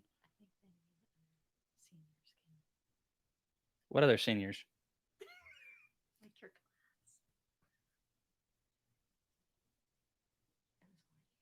Oh, I had two brothers. So I had two people that graduated with me. Actually, they were in different years. So I graduated by myself, top of my class. Uh, thought about going to college. Had some family that was really adamant about me going to getting a college education, and I really think that that's important in some fields.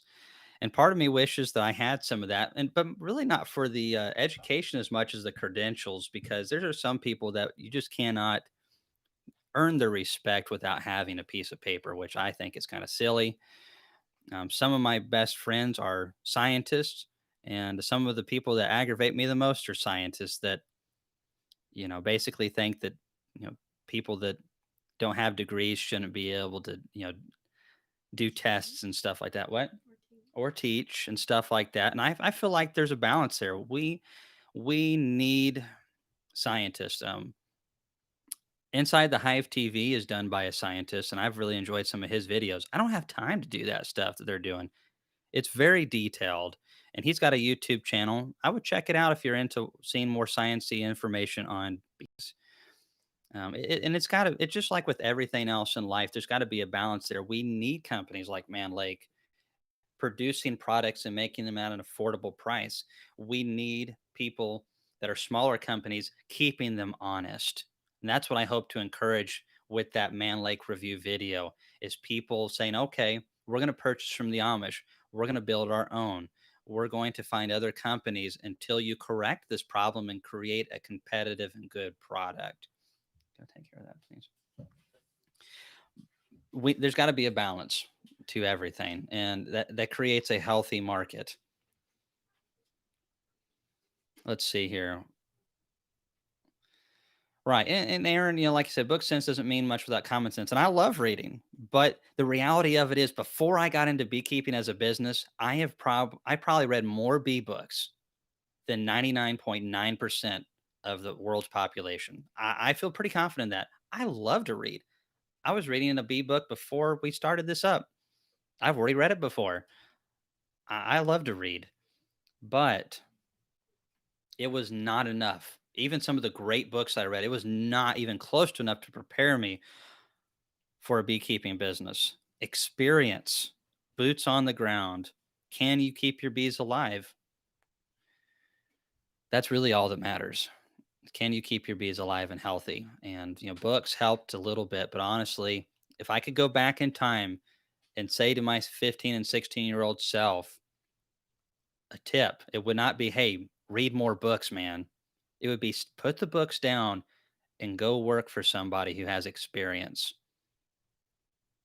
Even if you don't get paid, find a good someone who's really skilled and learn from them. That's the best way to do it.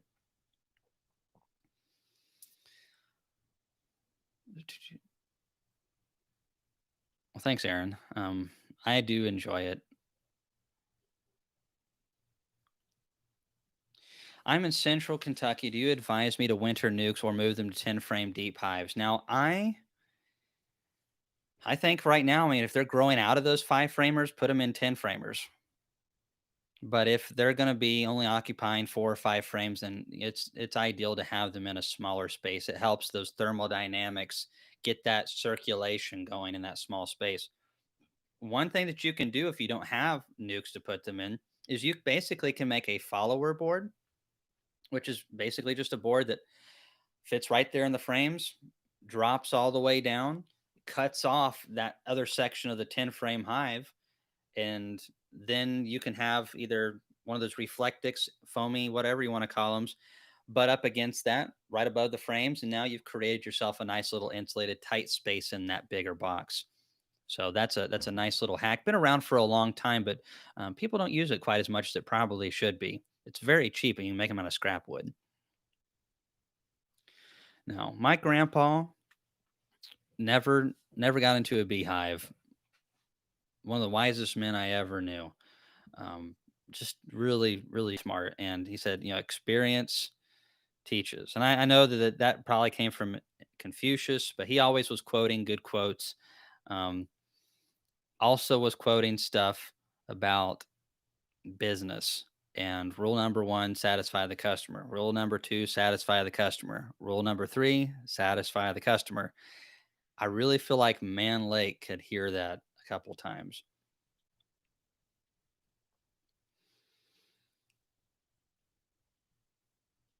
Yeah, Ron says experience from mistakes. And I tell you, 90% of the information that I'm sharing with you is based off mistakes and experience, wasting lots of money, losing hives, wasting years.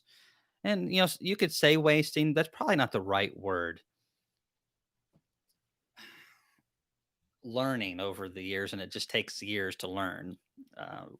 We're hoping that the learning curve for you guys is going to be much shorter. Definitely.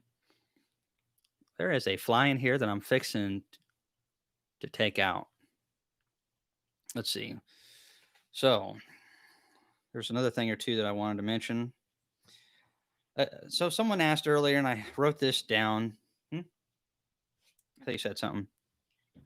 Is temps to feed your bees and to inspect. Now, again, I've mentioned this already. When your fall flow is nearing its completion, in my area, it is starting to really wane in early October. September's the main month. There's a little bit here in August, and there's a tiny bit in early October, but it's primarily September. So as soon as September's right at the end, you want to get on top of this. People talk about sugar bricks or candy boards or feeding pro winter patties, which I did not like. I tested a couple buckets of them out last year for the money and for what they did. I mean, if your bees are starving to death and that's all you have, throw it in there. But I would never use those again if I had any other option. And the best way to take care of your bees with food is to get in there before it gets too cool, which in my area is early October, and feed them 2-to-1 syrup. Make it as thick as you can, get it to them, and pack it in. If it's a good 8-10 frames of bees, put 60 pounds. Make sure there's 60 pounds on top of them. Um, it's just really important to have plenty in there. A lot of people undershoot it. So basically, like right now, for those of you who have watched a lot of my videos, you see that I'm running a deep with an excluder and then a box up top. I'm kind of starting to like that more and more. I'm still testing it though. So I don't know if it's something I'm going to be implementing going on. And see, this is where Ian and I, have a very different system. Is he has just a very compact and powerful flow due to the some of it's due to the nature, but a lot of it's due to the canola and stuff that they plant. That's they've created forage and lots of it, and other people plant that around there as well. We don't have that. We have that big dearth period, and so I have kind of I'm trying to tweak my system here because if you run double deeps, then if you're going to make splits or treat or do anything, the queen could be anywhere out of those 18 to 20 frames. And that's a pain, especially over hundreds of hives. It takes a lot of time to find those queens that need to be replaced or to find those queen cells that are scattered around. And so I've been running the queen excluders through summer, which I usually don't do Once the flow's over, I usually take them off and they're just regular doubles or down to singles. But doing that, and then they're removing the excluder before winter starts, I feel like I'm setting myself up visually. I'm seeing it this year really happen across, over 100 hives with that, is having all the honey already placed up above because the bees are already naturally, the brood has to be down below. So it forces them to put that honey and syrup above, and it's already getting my hive ready for winter. Because one of the things that can happen in winter is, let's say you have a great cluster, but you have 5 frames of honey down in the bottom box and 4 frames up in the top. Especially if you have a long winter, this could be bad because they might leave a little bit of it down below and then go up above. And yeah, there might have been enough honey for them to survive down below, but they can't move quick in cold weather. So, whatever system that you have, make sure that you have your honey. Try to get it up top if you have 2 boxes so that as they move up, it's solid as much as possible. So, no matter which way they go or whatever they take up, they have plenty of foodstuffs. But the way I'm doing this excluder, it's already basically setting that up. I'm picking up these doubles, and the top box is already 60% full. And with this fall flow, I'm hoping that it's going to fill it up the rest of the way. And I think for most of the colonies, it will, as long as the flow's good. And now basically, I just remove that excluder and I'm good, good to go. But I don't know.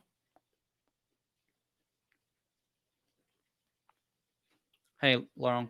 All right, thanks. Delete. What have you tried using for hive beetle control? Most are so costly they would be too costly to use commercially, but have you sampled any? If so, which did you like best? So I've tried the Beetle Buster, the Beetle Blaster. I've used the Dynamax towels, Swiffer sheets. I think the Dynamax definitely work better than the Swiffer sheets. Dixie has an off brand of polishing and type stuff that some people use, but I know the Dynamax towels work great for me. That's Dine, like you're dining, A, and then Max, made by Brawny. Okay, Laurel's going to put it down there. Yeah, Byron says he loves his Max and extractor. I bet you do. I need to see that thing. I really would like to see those. Some more Maxons. Anyway, so getting back to that, the Beetle Blasters are cheap and they work pretty well. I don't like the oil in them though. I like the diatomaceous earth. I hate having oil spill all over the place. Perfect. The beetle busters work really well as long as the bees do not plug the holes with propolis. Price wise, that's the main killer with those things. They're made well. And last year, they didn't plug up the holes on me at all. This year, they did during summer. But if there's they work really well, and it doubles as a bottom board. Yeah, it's really pouring outside right now. Hurricane's been sending us a lot of rain. Probably got about 2 to 3 inches so far. Hope everyone that's down there is doing well with their bees. And then getting to the towels, I've never lost a queen in them, and they do really good. But occasionally, you will kill some bees with the Dynamax towels. The thing with beetles is keeping on top of them. Kill them, kill them, kill them. One thing you can do to also help eliminate or ensure that you don't kill your queen with the Dynamax towels is to have an excluder and put it above the excluder. It probably won't kill quite as many beetles, but it may. And then you don't have to worry about your queen getting up on top of it and getting caught and dying. So that's a thought there. The Dynamax and the Beetle Blasters are pretty cost effective. Keeping on top of the beetles, especially if you're in an area in the south, it's just constant warfare. I have found it interesting though that some of the most adamant treatment-free beekeepers that I know are some of the most adamant small hive beetle treaters. And sometimes I like to tease them and say, "Well, don't you know that you're selecting for bees that aren't resistant to keeping small hive beetles out of the hive?" Sorry, that's it's not very nice to me, but I find it kind of funny.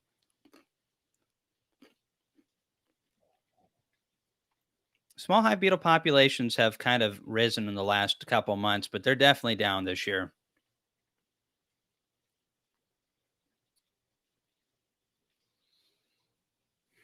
Hey, does anyone know how big the the biggest Maxent extractor. They have, I think they have 20 or 30 frames.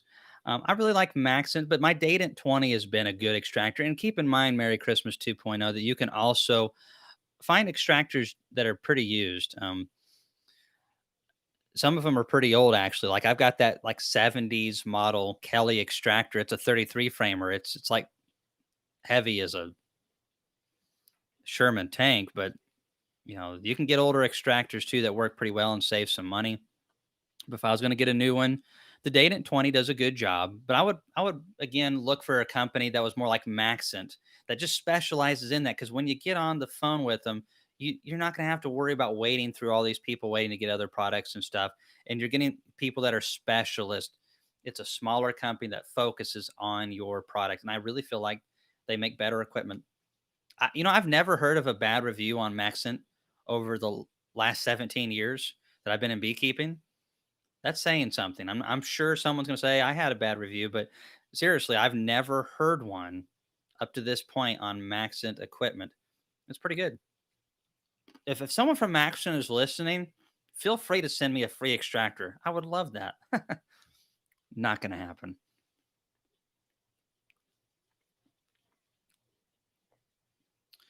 Zero Moto said, "Do you think the Apame bottom with diatomaceous earth helps with beetles?" And absolutely yes.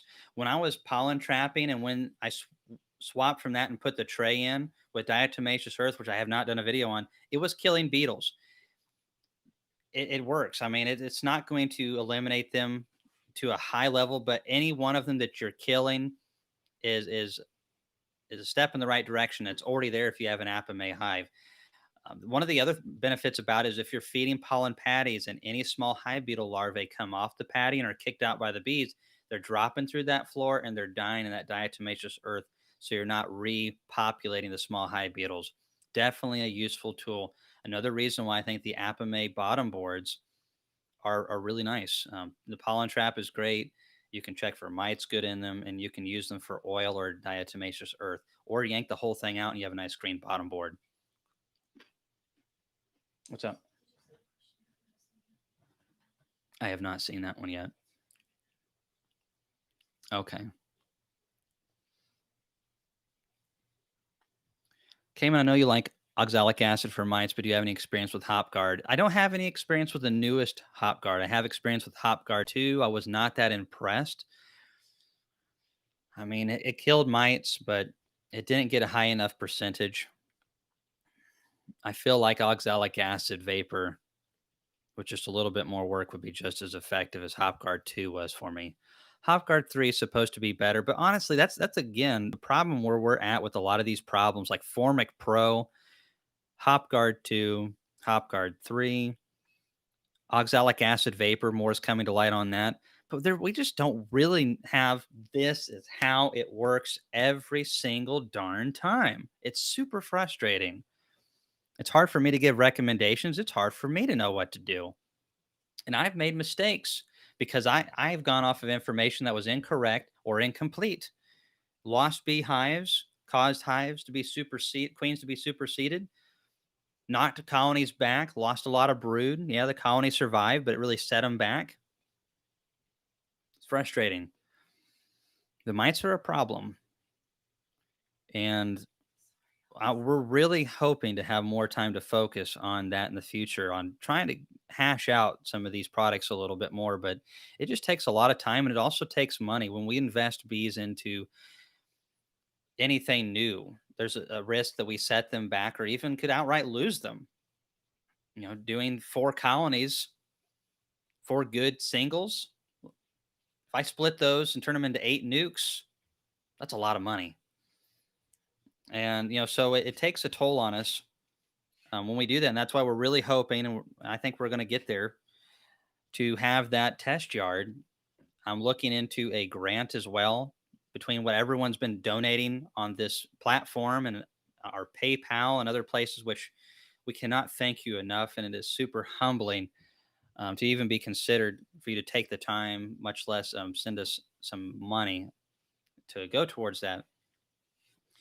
Once we get to that point, we're going to have a yard that's set up that, it's not going to be costing us because it's either going to be funded by several people, and hopefully by the state of Tennessee, if I can get that approved, and we can have 40 to 50 hives that are, if we lose several of them due to tests, it's not going to, affect my family.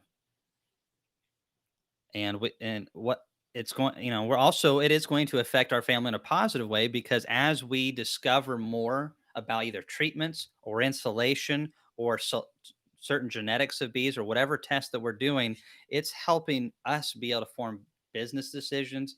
It's helping you all, and when you watch our videos, that does help us out as well.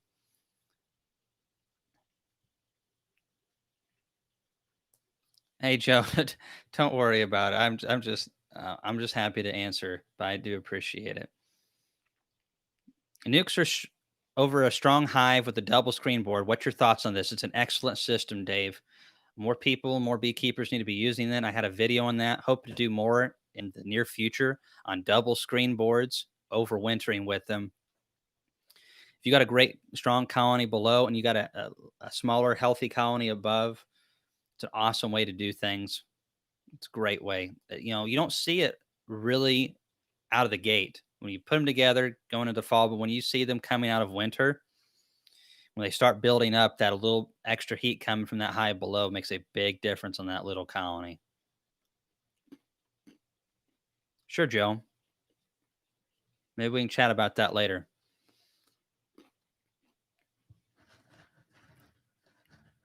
Best nosema prevention. Now, Brian, I don't know where you're located. I don't have a lot of nosema problems down here that I know of. However, we get a lot of cleansing flights. I take really special care to select bees that don't show any signs of winter stress, don't show signs of summer, spring, or fall stress. I think that helps me out a lot, is because I'm not depending on commercial queens that I don't know what they can do. I know what my bees can do. Mine aren't perfect, but I know what I'm getting typically as I'm making my splits. And when it comes to nosema, again, I feel like that impacts cold weather colonies more than southern ones. I could be wrong on this. We need more information for sure. I ensure that my feed is clean going into winter, but I don't give my bees any products for nosema. I don't do anything for tracheal, other than when I'm treating my bees for varroa. Some of the products that you use for varroa kills tracheal mites as a byproduct, which is awesome. It's a double whammy. We need all those that we can get. Apiguard, the thymol in it kills tracheal mites as well. But I really don't do anything for nosema. Basically, unless it is varroa or, small hive beetle, I really don't focus on worrying about anything else other than just selective breeding. Varroa is worse than all of it put together, and then 5 times, 10 times, 100 times over. It's crazy. Hey, Jim. Yeah, Frederick Dunn has recommended us multiple times, and he is super generous to do so. I hadn't really watched a lot of his videos until about a month or two ago, just because he had been so generous mentioning us and a couple showing ways of support and other ways, donating to this channel and other things like that. He's been very kind to us, as a small YouTuber. And watching his videos, he's got a lot of videos out there from years ago on multiple subjects. I really like his channel. It's a good place for solid information. Any thoughts on Sam Comfort? I don't know Sam as a person. We might get along great. Um, I don't believe in the treatment free message anymore. I used to be more gung ho than probably anybody that you met. I mean, if you can start naming treatment free selection and treatment free breeds of bees, where you got them from, techniques, small cell, only capturing cutouts and swarms, and name it all. I bet you haven't found something yet that I have not tried. But I could be wrong. And I hope I am wrong. I hope one day someone creates a bee that works for everybody, and the varroa mite aren't anything to worry about. That would be the best thing in the world. But life seldom is that simple. Hey, Seeds and Arrow. Thanks for loving our channel. Hello from Kentucky. Another one of our cousins. All right. But Sam, my biggest problem with Sam's, I haven't seen a lot of his videos because it's too hippy dippy for me. And I'll just be honest, that's just not my kind of thing. I don't like that kind of stuff. It's not that the information could be great, but the sales pitch and when get off of that, the vibes aren't what I like to watch. And I'm sure when some people watch my videos and I drop some of my weird humor, I've had people comment negative things about that. Some people don't like that. Some people don't like goofballs. Some people don't like people that are handsome. Laurel says she loves me, and that's all that really matters. but but that's why it takes different strokes for different folks, I guess. That's what my grandpa always said. Hey Lenny, thanks so much for coming on. Thanks for donating to our channel. I think you're down under, aren't you? So are you guys fixing to hit spring down there? Are you in summer or how's that work for you guys?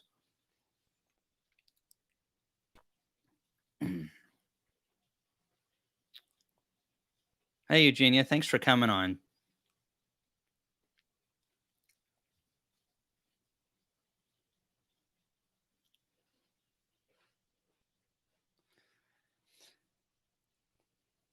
Yeah, yeah. Stan, Nozema isn't you know what? I'm gonna say this and I'm gonna get it wrong. It's been so long since I've researched on Nozema. Um, hey Laurel, can you hand me one of those books over there? Um, Goodness, we got to get one of the newer B books, or it won't be in it.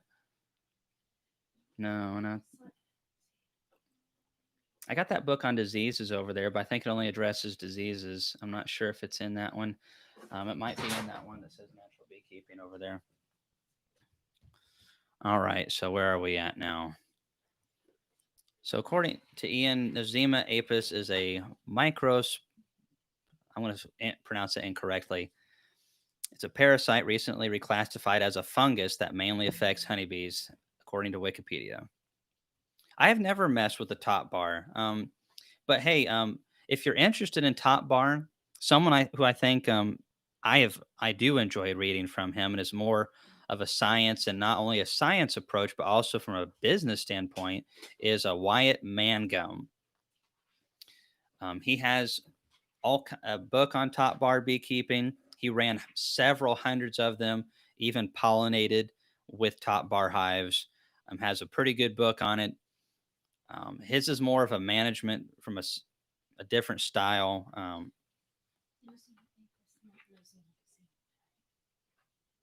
Yeah.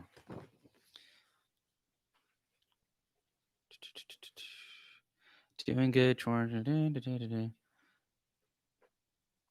Our so as far as fall blossoms go here, right now things are going really well. I'm hoping that this hard rain isn't knocking out too much. I don't think it's going to. We're still in the very early stages. There are critical stages though when everything's blooming really hard, and if you just get a powerhouse of a thunderstorm come through, it can really damage the fall flow.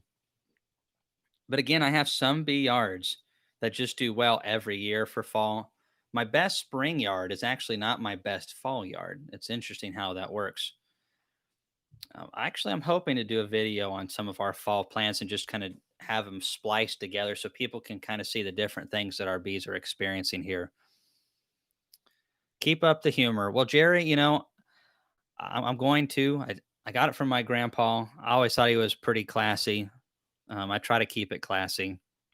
I also like to laugh. It's either laugh or cry a lot of days, so I choose to laugh instead. Laurel doesn't like it when I cry. She says, "I'll look." We won't get into that. Anyways, it's funny though. Another funny story. We'll maybe share that one later. What do you know about Russian hybrid bees? Well, they're always in a hurry. No, seriously though. Sorry, Russian bees. It's an old joke. Anyways, yeah, Laurel didn't get it. It took her a second. She's blonde though. You know how that goes. Don't hurt me. I'm on camera. I'll have evidence. So seriously though, Russian bees. I've owned some. I've had the USDA Russian bees, and one of my friends has quite a few Russians down in Memphis, and he really likes them. His bees are a little bit more aggressive than mine. I'm not sure that's necessarily a trait that it always happens with Russians, but it seems to be something that is more common with Russians is having a little bit more hot hives. They're very sensitive to flora, what's coming in, basically foodstuffs, and what's not. And for certain management styles, it works really good. I think I would see that's what I'm hoping kind of with the test yard is to have like I would love to get 10 USDA Russians, get like 10 ankle biters or something like that. I really don't want to do bee weavers. They're so some people say that they have gentle bees from them, but man, every time I've been around a bee weaver hive, it's just been headhunters constantly coming around and just drilling me. I hate bees like that, especially when it can be avoided. Get some bees that are more mite resistant and run them up to the point where like well, what I want to do is run them up to the point where it's like okay the mite levels are getting out of hand, we're washing 12s and 16s in the wash, this one's out of the program, but see if we can get maybe out of 40 or 50 colonies 2 colonies that meet the selection and graft from them and spread that throughout that yard again and just see what we can kind of do with that and see if the treatment free thing can work in an isolated yard off away from my other bees. Obviously, there'll be influences from wild stuff, but Russian bees have those in there too. They're supposed to be more mite resistant. They were all right. I had some good Russian queens and I had some bad ones. Yeah, Lyson makes some pretty good stuff, but Lyson, it the products I feel like they do a pretty good job at focusing on a few things and doing pretty well. And with my queens, I've mostly gone to carnies now. I still have quite a bit of Italians and a few yards, but some of my yards are entirely carny right now. And they've open mated, so who knows what kind of drones they've been hanging around. But seriously, I'll have some that are very different from others, and you got to selectively breed. It's just like when you get a litter of dogs or you raise a bunch of chicks. Sometimes things happen and it's on the microscopic level. I mean, even when chicks are being born, some of them, there's something wrong in the egg. They didn't get enough nutrition. Maybe the way they were positioned, they didn't get enough oxygen. It stunts their growth. Things can happen out mating with queens. There's so many factors. That's why I like to do things here. Dang drones ruining the neighborhood. Well, and that's one thing I've been trying to do is encourage local beekeepers to raise their own. And I'm really hoping for people that are down the road to be able to supply them with queen cells if they want it. So I can kind of encourage better genetics than just Georgia Italians. I haven't seen her. Yeah, our fall flow is a little bit more bitter. A couple. Oh, really? Well, just 1 second on that. A couple chats back, you asked me to show my horizontal hive build where there's space for supers on top, though. Yasmin will tag you in a post and beekeeping techniques about that hive. Hey, Sarah, I look forward to seeing that. I've seen some old pictures of beekeepers doing it in the past, but not a lot of people do that, at least in the U.S. And I'm very intrigued to see that for sure.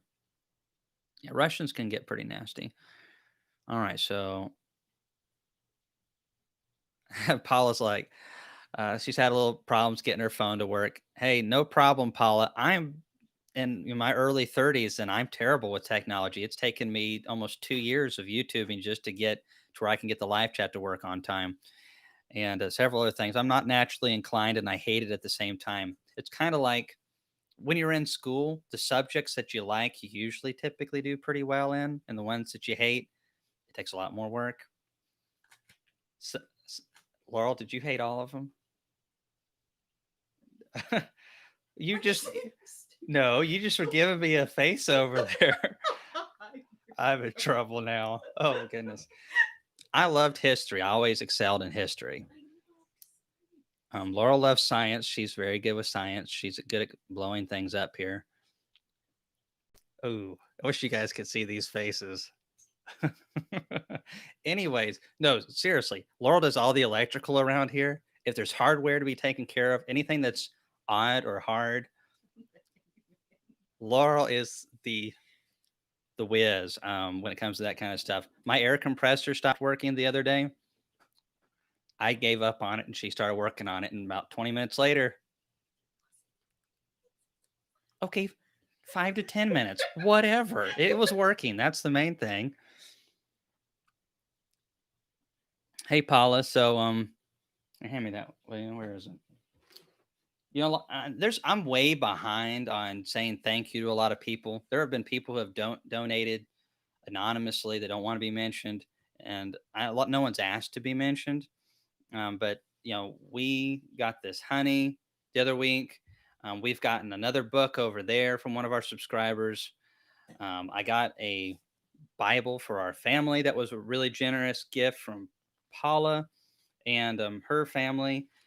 It's just a wonderful, sweet gifts, a lot of different things. Um, People have sent us letters of encouragement, all kinds of stuff. And I tell you, early on, especially with this channel, several of you all were very encouraging.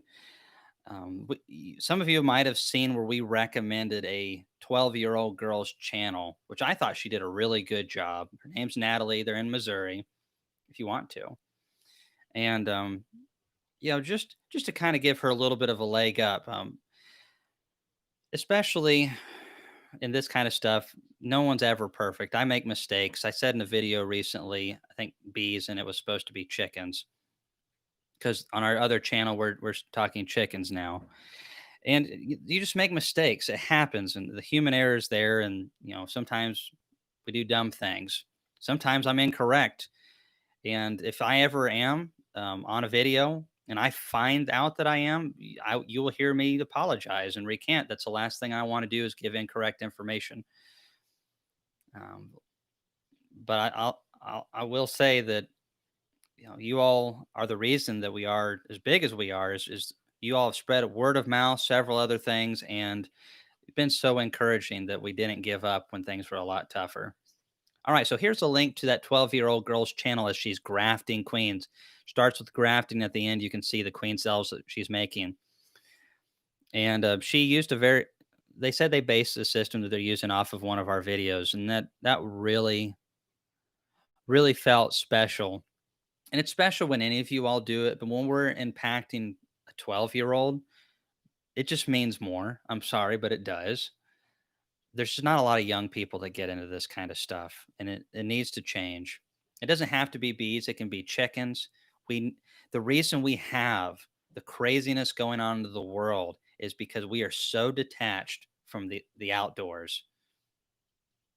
We have it so good and we don't realize it, especially the younger generation. I was very fortunate to have grandparents and parents who loved me and taught me the value and how good we have it compared to 100 years ago. Anyways, I'll get out my box of soap.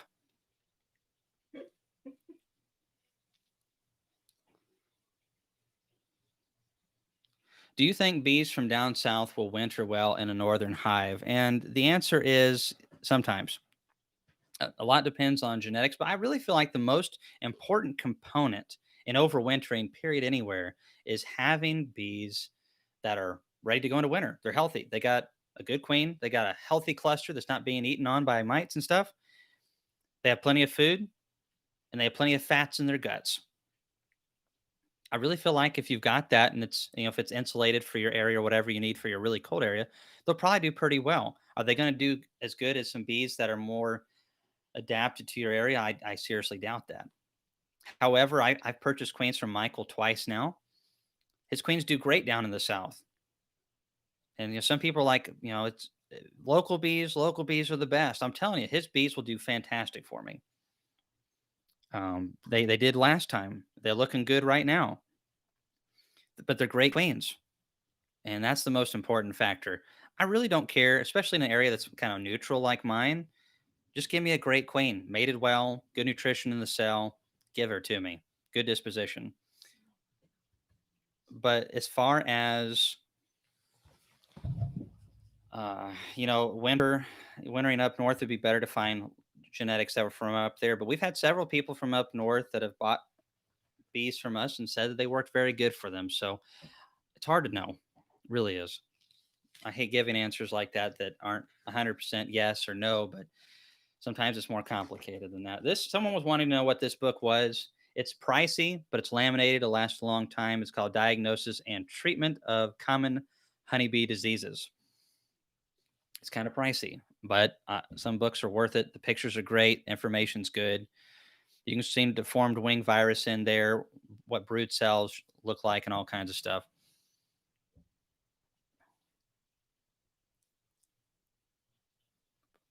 Hey, Mark, I almost missed it. Thanks so much for contributing to our channel. And this question is: won't the viruses that mites carry still infect the hive, even if they grew 100% off of each other? If the wash shows zero, but the bottom board is covered, seems like treating wouldn't hurt. Let me see that one.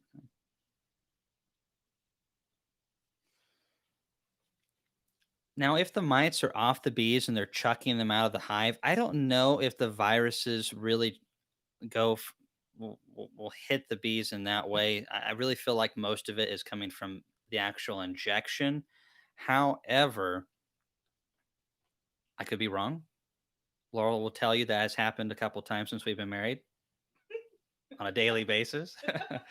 And but on a serious note, I think that it's not going to probably have a huge impact when it comes to that. But if you kill the mites and the viruses are already in the bee system at a high level, I mean, a lot of these viruses. And by the way, I'm going to put in a plug for Inside the Hive TV by Dr. Humberto.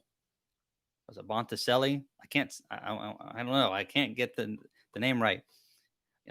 Humberto, I think is his first name, and he's got some really good information. It's all science type stuff, very detailed. If you want to do that, Laurel, go ahead. Laurel's going to try to leave a link below in the comments over there. But he was talking about viruses, and a lot of these viruses, like deformed wing, yeah, they're in the bees. If you have bees, even if there's not a mite hardly in your hives, they're in your bees.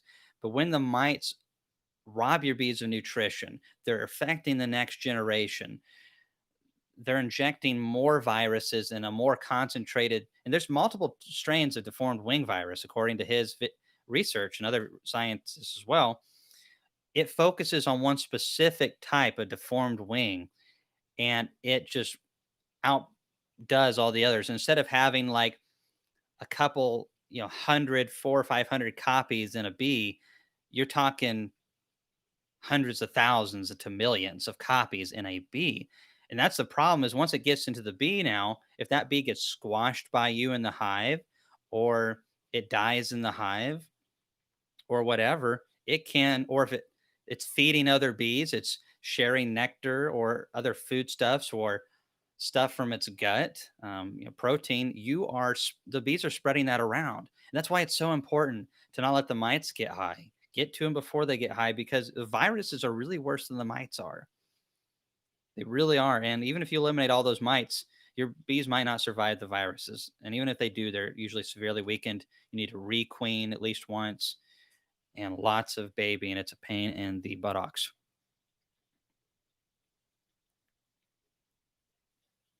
Yeah, there's a link for Inside the Hive TV. Any thoughts on the WSU breeding program? It looks really good.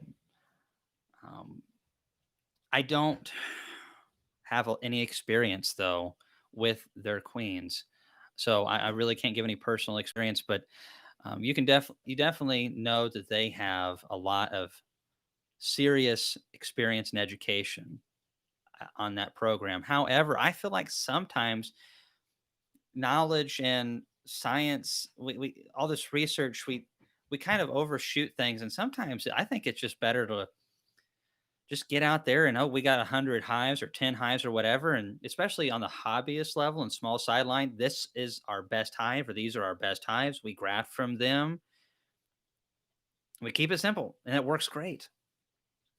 I do think there should be some research into really specific breeding, but I don't know. Sometimes I really feel like that if you look to the cattle industry, the goat industry, the dog industry, when you really select for these breeds, you lose a lot. Whenever you select for one thing, you are always losing something else. You can't have it all. It's impossible. And I just feel like sometimes with these really specific breeding programs, you're losing something in the process. And I'm not saying that they do that at all. But again, I found the more that I've got away from purchase queens and doing my own, it's been great for me. But I would love to try some of their queens. Don't get me wrong. And, but then again, there's a little bit of a balance to that as well. I'm specifically breeding for things as well. I'm not just letting all of my bees go whatever. I'm not breeding from my colonies that are kind of like, that's pretty good. When it comes to chickens, this is one thing I'm going to be addressing in my new channel is that we have been selecting for Rhode Island Reds and Barred Rocks and Leghorns and all this stuff. And a lot of people are like, well, these heritage breeds are so much better than these new breeds.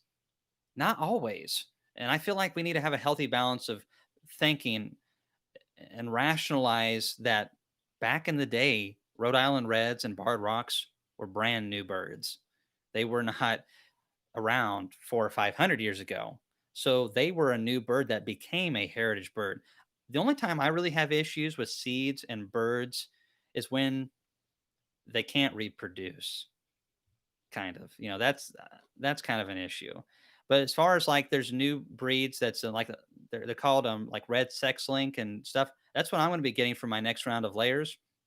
And it's a Rhode Island red with um a white Rhode Island. And they also have like the black sex link is barred rock crossed with a Rhode Island red. And then this hybrid vigor, this diversity is important.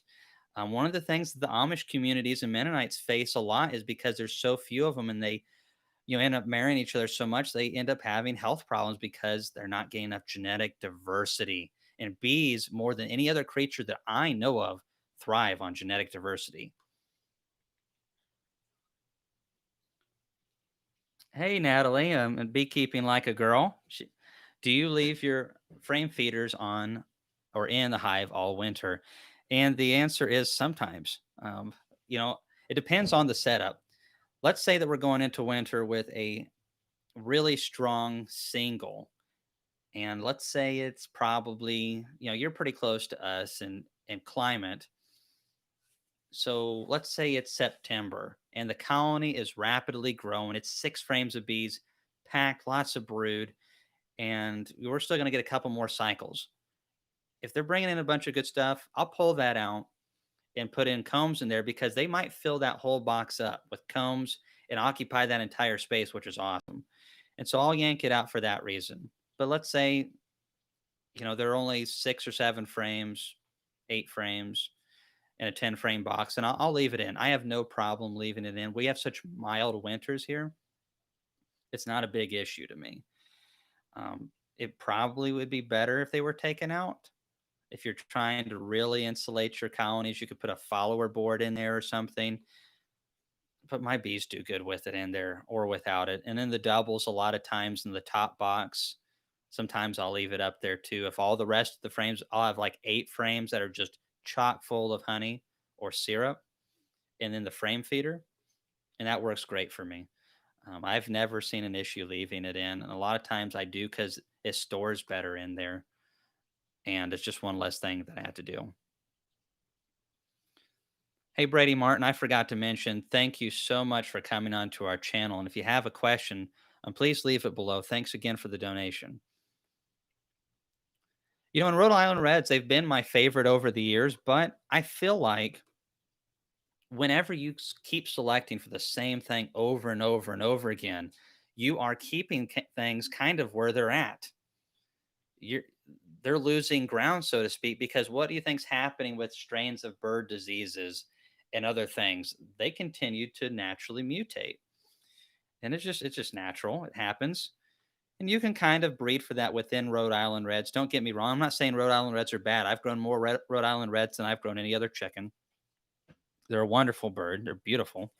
However, I find that a hybrid between a barred rock, which is also another beautiful bird, and crossing those, it's been proven that they usually lay another 4 to 5 dozen eggs a year just with the hybrid crossing. Better and great, you got to get some genetic diversity in there eventually. Over hundreds of years, you get problems. And that's what we're raising right now, actually, is a hybrid bird, which is the Cornish cross. It's kind of like if you were to take a horse and a donkey and breed them, you're going to end up with a mule. And mules can be useful, just like the Cornish cross is for raising meat.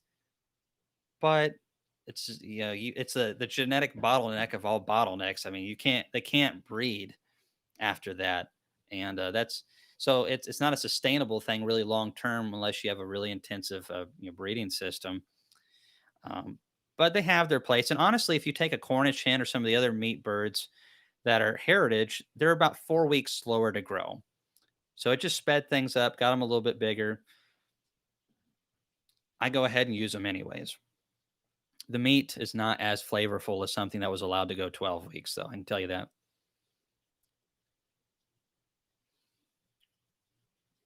No problem. Like, okay. When do you plan to pull queen excluders? Probably pull them sometime in October, but I'd be lying to say that they'll all come off. I'll probably pull some in November, to be honest. But we'll have some 50 and 60-degree days in November. We'll also have some days that we might have snow in November. You just don't know here in Tennessee. We're greatly impacted by the cold Arctic air coming down out of Canada and sometimes out of Alaska, mostly Canada though, and pushing down into here. And then we're also really impacted by the Gulf and the weather coming out west. I mean, we're just a victim of circumstance. Had to throw a Three Stooges in there somewhere. I'm a victim of circumstance. And anyways, back on track. It just depends on who slugs the hardest in our winter, what we get, basically, between the North and the South. We're just kind of caught in between, just like we were in the Civil War. Don't go there. Laurel's like, you're a Yankee. I'm not. Just because I was born there. My dad was born in Mobile. I just sound like a Yankee. It's a difference. I come get that Southern thing going on a little bit. Y'all. Trying. I'll leave that to you, Laurel. Let's see. Hey, Zach. I'm really glad that you all are still enjoying our channel. Hope things are continue to do well for you all. Yeah, according to them, they're going to say it's going to be a colder year. I know for you northern beekeepers, you're freaking out, probably thinking, "Man, just what we need is an extended winter." I'm thinking, "Oh my goodness, we might have our mosquitoes and ticks die for a change." Last year was colder than usual, but yes, clueless beekeeping. I always blame Ian for cold weather. He's up there like this darn blankety blank cold weather, and and then I'm down here and like, man, it's been colder than the normal this year, and it's like 45 degrees Fahrenheit. He's 45 degrees too, below zero. Yeah, Ewans. I have some friends that say Ewans. Laurel says even I don't say Ewans. What are you like? One of those Southern belles? You have standards? Oh, I hit a nerve there. You're proper Southern. Educated. We were both home teached. Sorry. Hello from the Cayman Islands. I really need to visit there one day. That would be awesome. People ask me what my name is. I'm like, Cayman. They're like, yeah, right. What's really your name? No, seriously. It's not spelled that way. And they're like, all right. And they'll spell my name Cayman. I get that all the time, by the way. I mean, seriously, for my whole life, I have never had anyone spell my name right the first time except once this year. Someone actually did. And that probably means they're a terrible speller.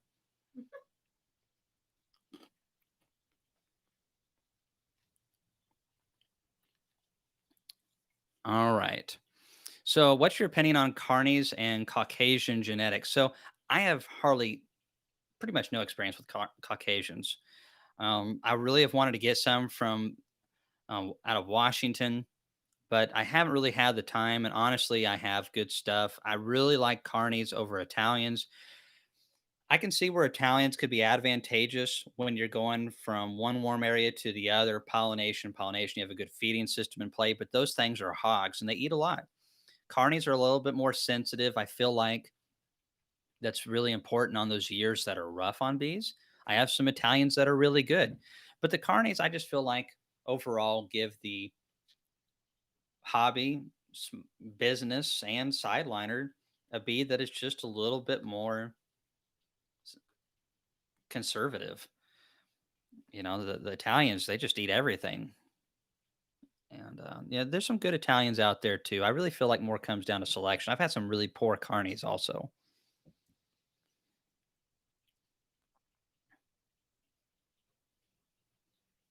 There are places in the Caymans where you feed the stingrays in the wild. It's cool. Hey, I'm all about snorkeling and scuba diving. That's what that might be one of the few things I might enjoy as well as beekeeping. Maybe more. I love to swim.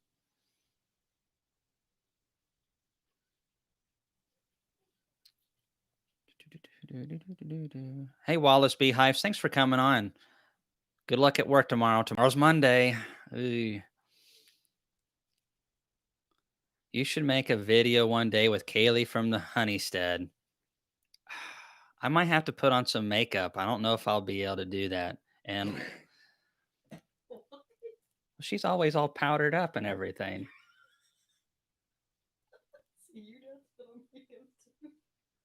You could do it with her. Laurel, when I said that out loud about doing one with Kaylee on the Honeystead, she shook her head no. She'll probably let me do one with Ian because he's ugly like me. I know. Ian's probably not on here to talk smack right now. uh,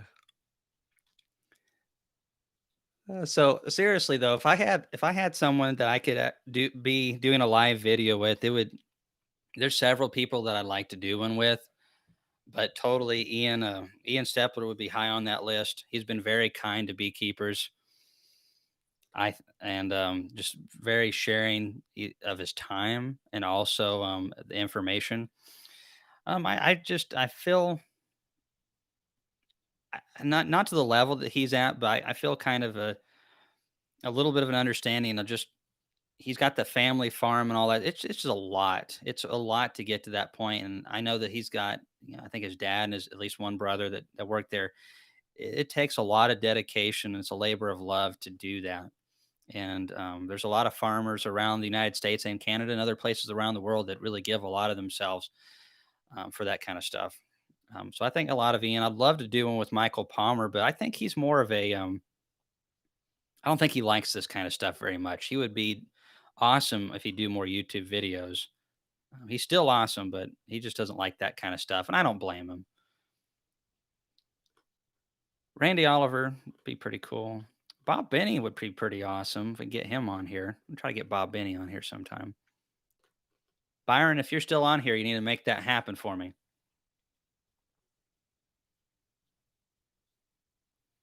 Let's see. Do you think that all this smoky weather we're having affects the bees in California? I'm sure it does. If it's real thick, it's going to affect a lot of different things. If they can smell it, that's going to affect them being able to pick up on things.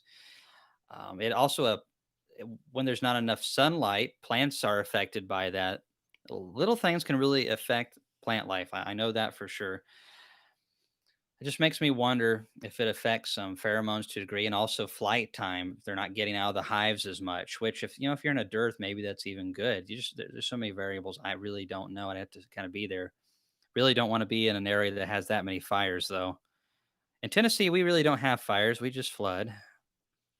Some days we're just waiting for Noah's Ark to pass on by and it's like, get your bees on board. Let's go. You can only take two.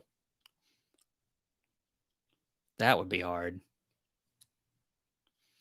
let's see here. So I pretty much, I think, covered most everything that I wanted to cover on, winter prep and stuff like that. The fall swarm, I'm fixing to do an update on that fall swarm that we caught that was lying. We pulled into the driveway. We had just gone through a full bee yard and situated them, feed, made sure everything was doing good. Had a couple colonies that needed to be requeened, marked those so we could come back and do that. And man, I'm telling you, we got back and I just pulled into the driveway like I normally do, and got out of the car, looked back, and like that far from where the tire had been on the driver's side, there was the bees that are on the ground that I did that video on. And lo and behold, I got those bees, and then went over and moved the little Jester Nuke box over there. And you know what, folks? She's laying right now. She's doing good. I don't know how well they're going to bounce back with their little bitty population of about 2 frames of bees. But if she starts laying a good brood pattern and they look like they're trying to do something, I'll find a hive or two that has too many bees in it, and I'll throw them a frame of brood and food their way, and they'll be fine. Sometimes false swarms make it. Most of the time, false swarms are just duds for me. And I don't have a lot of time to climb trees for 2 frames of bees. Usually not on the ground. I would like to try the Freedom Ranger, Christopher, than the Cornish Cross. That is actually one of my plans for our other YouTube channel. Totally going to be doing that sometime in the future. These Cornish cross were given to me. I was not planning on starting really the YouTube channel quite as much, and also starting chickens right now. We just don't really have the time. But when someone gives you live birds, I mean, you're just like, oh my goodness. I mean, what are you going to do? And then you got kids that are like, oh, they're so cute. And then you have to take them. And thankfully, we had enough stuff to rig something together, nothing fancy. And we've got a lot of experience with baby chicks. I don't know how many thousands of chicks we've done over the years, but I know our heaviest year we did 2,000 meat birds. And we did that for a couple years back to back. There were several years where we did around 1,200 and 500. I'd say we're pushing probably somewhere around 7,000 to 10,000 birds that we've raised. And again, Laurel's going to leave a video link down to the new channel. There won't be any bee stuff on there, and we're starting that one because we don't want chicken stuff and saving seeds and transplanting raspberries and all that kind of stuff bogging down our beekeeping channel. How many pounds of honey per hive do you guys in Tennessee average per year? Over 10 years, I'm not 100% sure where we're at. I'm trying to keep better records. Last year, I had colonies that had 140 pounds of surplus in them, and a lot of colonies that had 80 to 100 pounds last year. I'd say in some yards last year, I know I averaged over 100 pounds. This year, in those same yards, we averaged probably about 60 to 70 pounds. And in our worst yards, some of the hives just didn't produce. We fed them. It was a bad year this spring.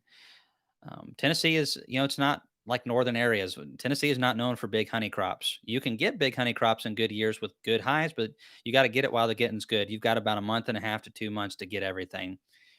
In my area, now there's some places in Tennessee where they have cotton. Places in the mountains you can get other things. So there's variables.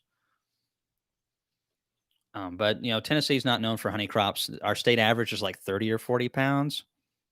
You should be able to do better than that if you have great queens, dead mites, and good nutrition, which is what we do. When do we get to meet Laurel? Hey, and that reminds me, everybody. I know a lot of you all are shoot. Some of you guys are on the other side of the world, but we are planning on doing an event coming up this fall, and we're shooting for early October, probably the first week. We're going to be getting that put together if all things can be done. We're not going to have a huge crowd, obviously, because of circumstances being what they are. But anyone who has missed out on getting hands on, we're going to try if we can to find a location where we can have a couple beehives over there, maybe even do some inspections. But even if we can't, there's just a lot of things. I mean, these live chats are awesome for this, but we're going to have a lot more details on stuff, and we're going to have equipment there, things that you can visualize a little bit better. Those can be more personable. Personal. I'll be more personable. Maybe a few dozen people, stuff like that. People can get together, and also I'm going to have equipment for sale. We have boxes that are brand new that I'm planning on wax dipping, and they're not the Man Lake boxes, I promise. I mean, if they were, we would sell only the good ones anyways. But they'll be wax dipped. We're going to try to have some of those available. I'm probably going to have some of our syrup available as well. I've got some extra syrup that we use to overwinter and make our patties. So there's going to be some product available, definitely at much better prices that you can get at like Man Lake or something like that. Not hard to do.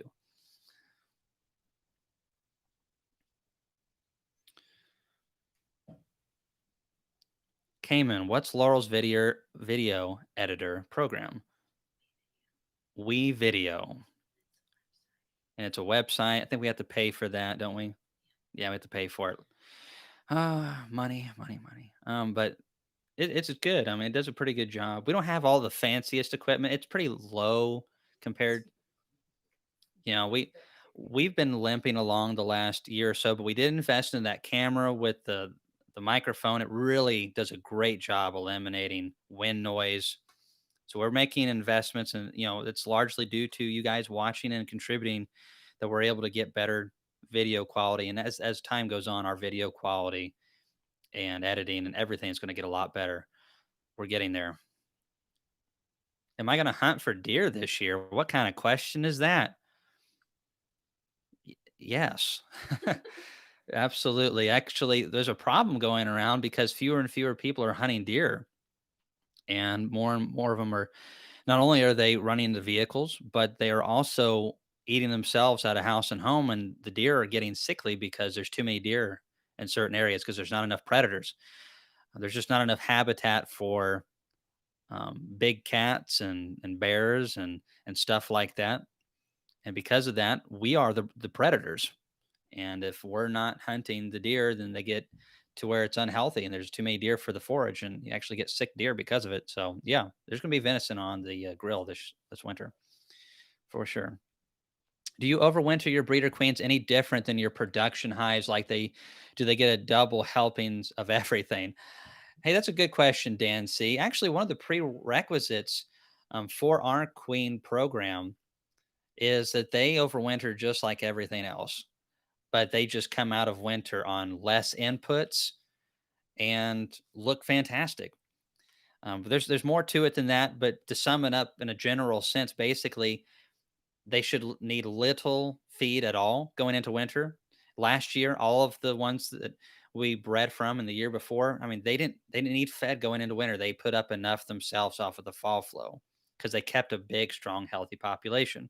They also kept themselves in a good queen that was over a couple of seasons old. And obviously there's no disease, but I definitely don't want to give them any. I don't want to baby them because I want, obviously, when I make daughters, I want them to be able to handle what a normal hive would be able to and do well. But it is a very good question. Yeah, Joe, I will definitely keep you all posted on the event. We still got to iron out some details because there's a little bit more things. Um, to consider with the way things are. A lot of people have differences opinion on that. We'll be taking all that into consideration. We feel kind of like the bee. Life goes on, and there's got to be a balance to that, though. I mean, we're not just ignoring everything, but we're going to do it in a way that's as safe as possible. But also, people need to be able to get information and there's just I don't know how many hundreds of people that were looking forward to the event that we were going to be doing this fall at Hyder Burks that we do every year. And I was going to be speaking there this year, and several other. They're going to have some good speakers come to that, and that was going to be some beekeepers' first time ever going to an event like that to get some hands-on beekeeping prior to the event, and then also getting to talk to people like myself, which doesn't necessarily mean that they're going to get great information because sometimes you can be famous and also be an idiot. I know a lot of famous idiots actually. What are you laughing about over there? I can, yeah, whatever. So I have my moments. Have you noticed your drone population at this time of year lighter than usual? Mine are almost non-existent. Hey Todd, I've actually got quite a few drones, but it is lighter than it is in spring for sure. Then again, I really try to do a great job keeping the nutrition high in my colonies. We have a lot of drones in our colonies this time of the year. Bees will have drones late in the year and early in the year if they have the nutrition and the population to be able to sustain it. And our bees definitely don't have as many drones as they do in spring. I'd say probably half, but there's definitely, I'm seeing plenty of drones flying around.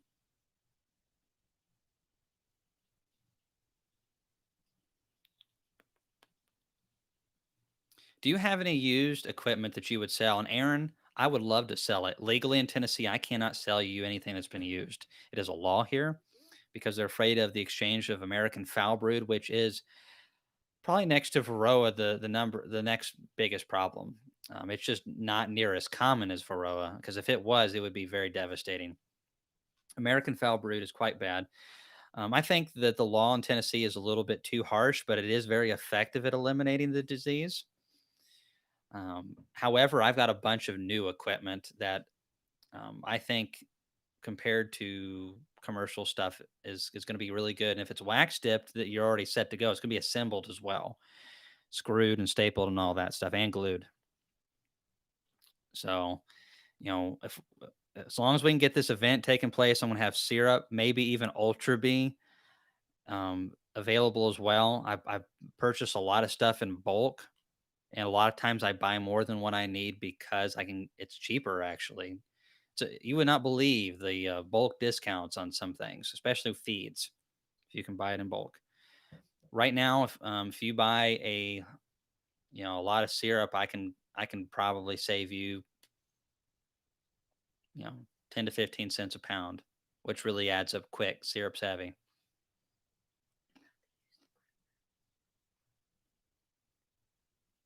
What? Oh, so Patrick asked, how does that work for frames and nukes? So every spring before we sell nukes, hand me some of those inspection things, will you? We no problem, Aaron. It's no big deal. It's just every state's different. You go up to Kentucky and they're doing all kinds of stuff. But Kentucky's been crazy for a long time. Um, I'm sure they've said that about Tennessee a lot too. So these right here, we put them on our nuke boxes.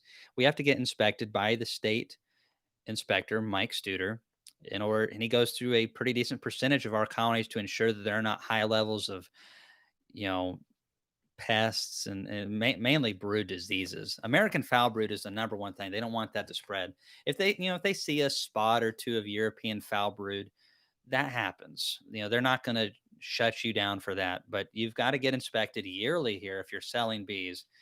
And so all of our bees are inspected. As long as they're inspected, we can sell nukes. But the trick is, you can sell that used equipment if it has live bees. Live bees can be inspected. Dry combs, you can't look at a dry comb and like, oh, there's diseases in there. It's just a dry comb, but it could still be harboring spores.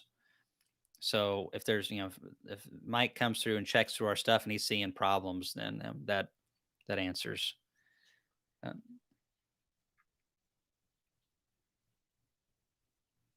So Joe Carr, you've got a legal workaround on uh, selling used equipment, huh? We need to talk. I like that kind of information. However, it could get me in big trouble. I have to be careful as well because a lot of my stuff, since it is available for the public, sometimes the people that get a hold of this stuff aren't too thrilled with what I say or suggest. Can't make everybody happy. What's the bulk syrup price at Kelly's? I think it's like 38 cents a pound, but sugar prices fluctuate. So I don't know. And I'm not sure if they're doing bulk right now. I know they took a break for a while, but they might be doing it again. I heard someone say they were doing it again. This last batch I did not get from Kelly's. I got it from somewhere else for a better price. But the Pro Suite does work very well that they have there at Kelly's. Oh, so Don's asking, is mask required at the event? Mask is not required. If someone's going to want to wear one, they're totally welcome to wear one. But we're not going to have mask requirement at all. I definitely am not going to be wearing one. And I tell you, half the people that wear them around here don't even wear the right one, anyways. Shoot, I went to the pharmacy. here in downtown, 5 ladies work in there. Not a single person in that whole pharmacy had a mask on. So, everyone has they're entitled to their opinions, and a lot of people will disagree with that strongly, and I respect that. But I think otherwise. So, anyways, hmm, on to something else. Yeah, I don't know what the Oregon laws are. See, Alabama's really hard nosed about American foul brood as well. And see, what happened is less than 100 years ago, it's been quite a long time, well before my time, there was a big epidemic of American foul brood going around. It was just spreading and spreading. But see, one of the things that was common at that time was beekeepers were still keeping bees in hives that were didn't have removable frames. Tennessee and Kentucky and Alabama, a lot of places, some of them areas are still pretty poor, but there's a lot of very poor white people in these states. And they didn't have money to go around and buy all the fancy equipment. Some people get stuck in their ways and like, this is the way my grandpa did it. And that's all right too, to a degree. You got to have some innovation though. But because there wasn't anything to remove, there's no way you could inspect it. And because people didn't know what to look for because there's a lack of education, American foul brood ran rampant through the state of Tennessee. And there was like 70 or 80% losses due to the disease over the entire state. And it was going into other states as well. And so these states that were really affected by that shut down borders. And it has worked fairly well for that, but it's also made it very hard for businesses to grow because you cannot just go out and buy combs very easily. Oh, awesome. So, Mr. Perry said, yes, Kelly's does sell bulk, confirmed on the chicken day at Clarkson. Well, it was good to meet you there. It was really neat to meet several people at the Kelly's Chicken Day. That's where I ended up getting those chicks at, right? So, Preston, there's multiple types of syrup. You've got high fructose corn syrup. Some beekeepers use that. It's definitely not the preferred product at all. Bees will survive on that, especially in the South. You can get that in Memphis at Cargill for like 20 something cents, 24, 27 cents a pound. One of my buddies uses it every year, says it works fine for him. I've never used it. Granulated sugar, made syrup that's basically from cane sugar made into a syrup is the best. And that's what I'm using right now. ProSweet is a combination. It's a blend, and that is to get a little bit of the advantages of the high fructose corn syrup. It helps keep it from granulating.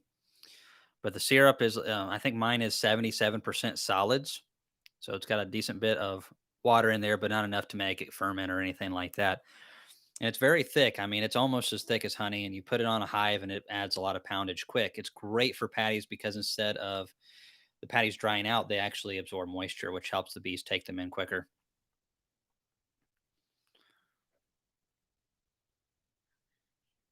Yeah, please. Yeah, Dan, see, that's kind of the way I feel about the selling the equipment. The thing of it is, if you have American foul brood, it can spread really rapidly, right? But so 99.9.999 point something percent of us don't. And so because of that, we're all handicapped. And if you don't have it, you can't give it to somebody. Sell used hives with a dozen bees in it. It's funny, right? Now, just because that's a law doesn't mean to say that a lot of people in Tennessee obey every law. Um, Americans are funny about laws like that.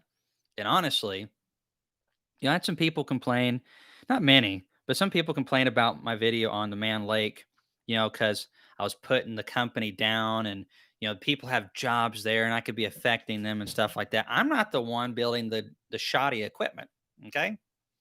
First of all, I feel like I'm doing them a service actually, because, and you all are part of it. I am, we all vote with a powerful weapon every day in every area of business, and that's with our money. Every time we buy something, we are promoting that product, whether we like it or not. And I can tell you, next time I buy some equipment, unless I know for a fact that Man Lake has made serious improvement on their boxes, I'm not going to buy them from them. And if everybody starts doing that and finding other places, guess what that's going to do? That's going to hurt Man Lake, and they're either one, going to fix those boxes, or two, it's going to financially cause some major issues. That's what happens to all these big companies over time that go out of business. There used to be several other big companies. Whoops. Dayton, I'm surprised they're still in business as lethargic as they are. They've been lethargic since I got into beekeeping. Man Lake was nobody. Nobody hardly heard of Man Lake when, a couple decades ago. Even when I got started into beekeeping, nobody bought Man Lake stuff around here. Nobody. You you bought it from Kelly's or you bought from Dayton. You didn't ever buy from Man Lake. More and more you heard about Man Lake's free shipping. Man Lake's got this. Man Lake's got Ultra Bee. Man Lake's got great frames. Man Lake's got decent boxes, all this kind of stuff. And before you knew it, everybody was buying Man Lake. And Kelly's was hurting because they didn't manage their company well. The people that ran it did not understand what the beekeepers needed.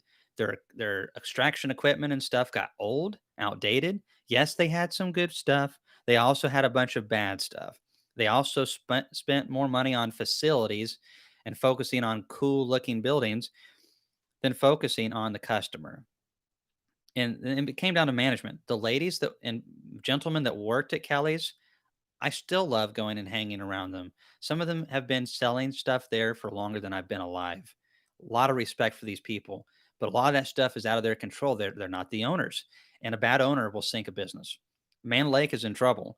They've been sold out a couple times. The people that are running the company do not are out of touch with the beekeeping industry. And in order for that to be fixed and other things like Man Lake in our country and other countries as well, we have to constantly voice ourselves through the dollar because that is the best way that we can do it. You got to hit them where it hurts. And we also need young people or middle aged or whatever. We need people who are going to innovate and give these people competition. And so I feel like with my videos, it has helped me for a change being able to do more than just vote with my dollars, but also be able to bring awareness, which I feel like is good for multiple reasons. First, I want you all to be able to buy stuff that is going to be useful to you, that is going to be able to be as good to you as possible and your bees. I don't want you to waste money like I have in the past. I don't want to waste money now either. It's one of my main goals. I feel like that's one of the things I've improved on the most the last handful of years is not blowing money on unnecessary things. Also, I feel like these reviews are good for the employees. Man Lake needs to get a fire lit underneath them, and they need to find out who's doing what and fix these problems. They have a great opportunity to be a great company, and they can do it if they decide that they want to. Problem is, again, the people that are running stuff upstairs are out of touch with beekeepers. They're too busy focusing on acquiring a chicken business, which I love chickens. Absolutely love chickens. I love buying stuff from Strongbergs too. But when you can't take care of your bees, you can't take care of your chickens. I've learned that lesson the hard way. Keep it simple, stupid. Man Lake could listen to the words of my father a few times. So if Man Lake, anybody was watching from this, keep it simple. We all need you to. The employees that work there need you to. And now I'm off my darn soapbox. Let's move on from that before I lose my voice. We have whoops.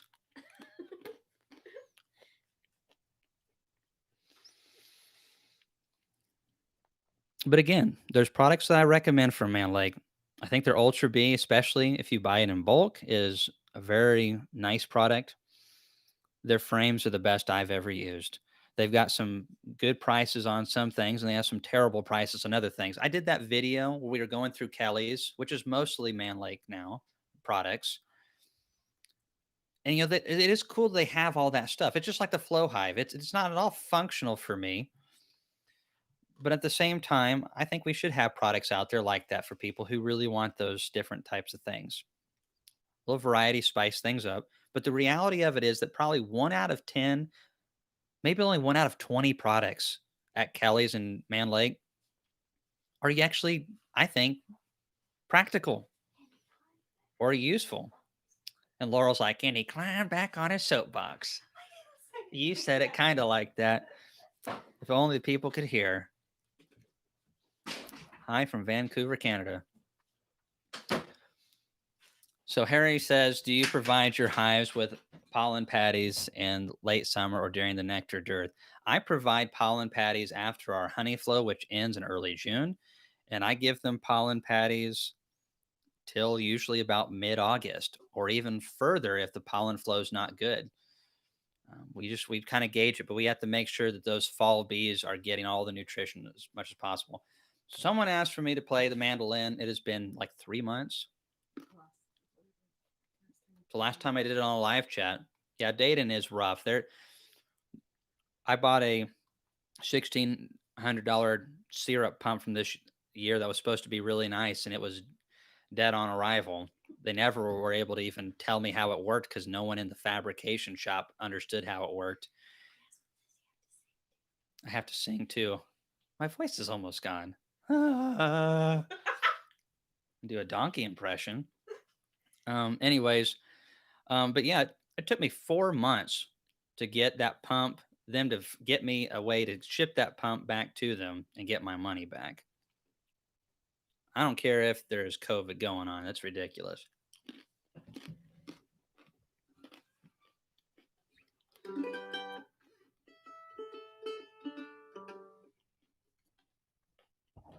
Oh, there's whiskey in the jar.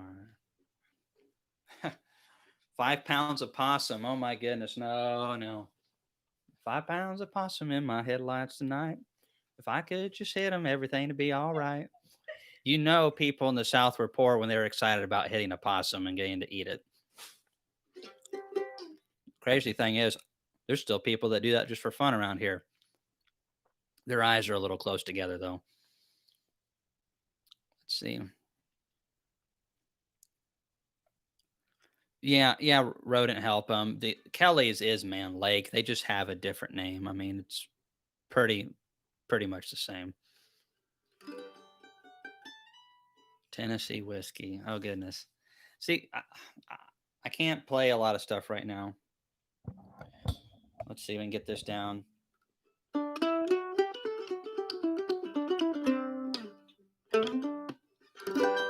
Free bird.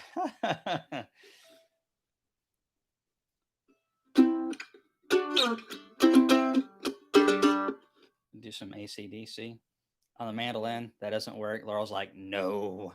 Some classic rock, man. I like to play this one for Ray in California.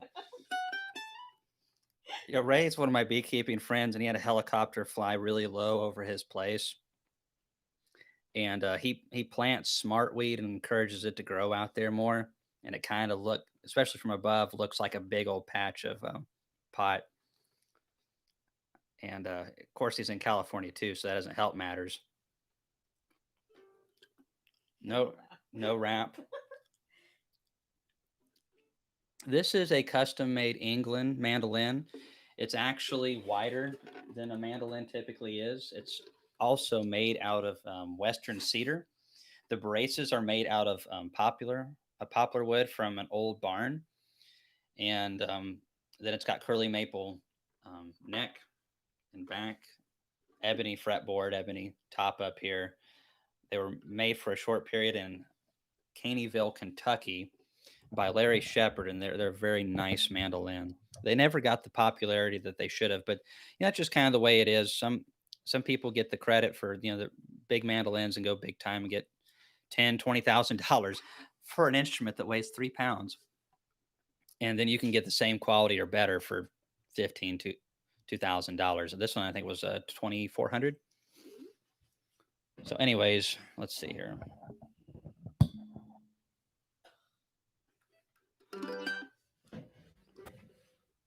Let's see. I don't even know what to play.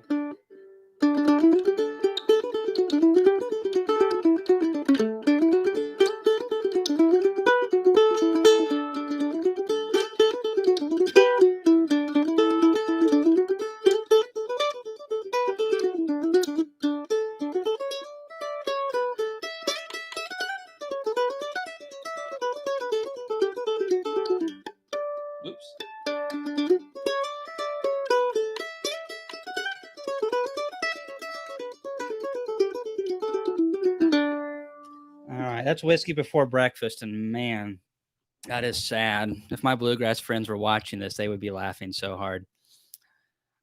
Used to play a lot of bluegrass.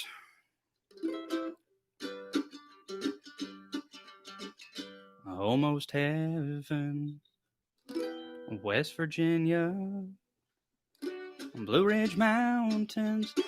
All right, so just sway back and forth and all that stuff and hold hands. Now we're not going to do that. All right. Anyways, whew. Haven't warmed up yet, so it's hard to play the more impressive tunes. But a lot of people originally mandolin was not a lead instrument until Bill Monroe came around and changed things back in the early 1900s, and bluegrass became very popular. Hear a lot of it on like the Beverly Hills shows and a lot of those old classic films, Petticoat Junction, all that wonderful, clean Southern and old classy films. Not all of them were Southern, but just clean stuff. You could laugh without having to worry about your kids seeing stuff or hearing stuff that they didn't need to. But anyways, so the mandolin before all that time was really dedicated as a backup instrument and for tremolo, and you get a lot of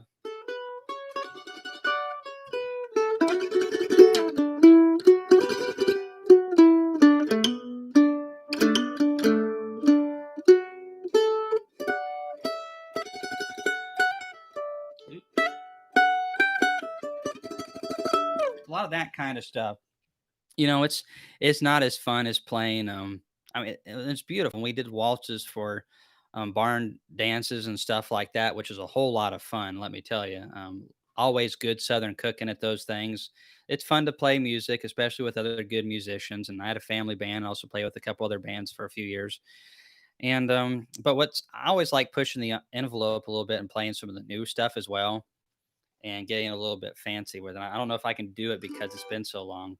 You really have to, just like an athlete has to keep in shape, playing sports, you really have to do the same with music. It'd take me probably about 3 weeks to a month to get back in actually good music playing shape, I would say. Let's try something called number six barn dance.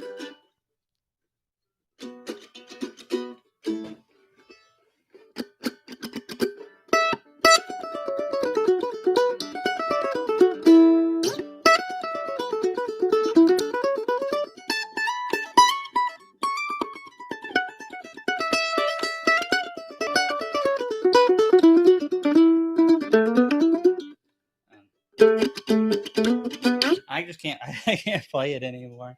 It's a little embarrassing. But anyways, I played a little bit for you. Maybe I'll play one more piece I'm a little more familiar with. But anyways, one of these days when the business gets taken care of a little bit more, I'm going to get back to playing more bluegrass. It is very addictive and fun. It's a blast when you have good people to play with. But there's just no money in bluegrass. You go spend a weekend playing somewhere, and you between food and gas, and you don't make a dime. Especially when you start having kids and you get married, that's just not going to work out. And I just knew too many bluegrass musicians that were basically bums, and I didn't want that. So we went into bees instead. So I'm a bee bum instead of a bluegrass bum.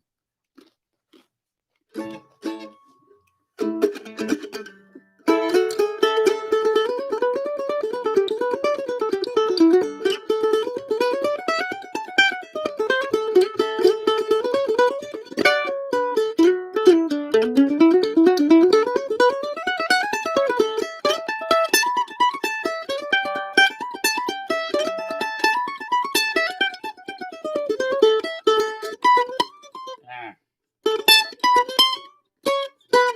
can't do it anymore.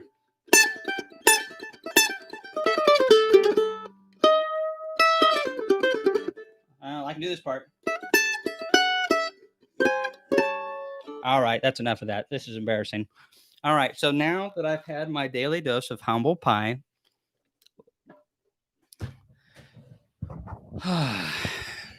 yeah, it's really sad. I've got some recordings somewhere, and we had a studio do. I'll see if I can pull those up if you all want to actually hear where I'm kind of playing the mandolin a little bit more decent. and doing a little bit of singing and stuff like that. My voice is not great for. I can do baritone pretty well. I think I'm a halfway decent company singer, but I sing okay lead if it's like a low song. But the problem is most bluegrass is structured and bluegrass gospel is structured for a very high lead, and I don't have that kind of voice. And so, if we're doing some old country songs, which bluegrass usually doesn't do, then I can sing those.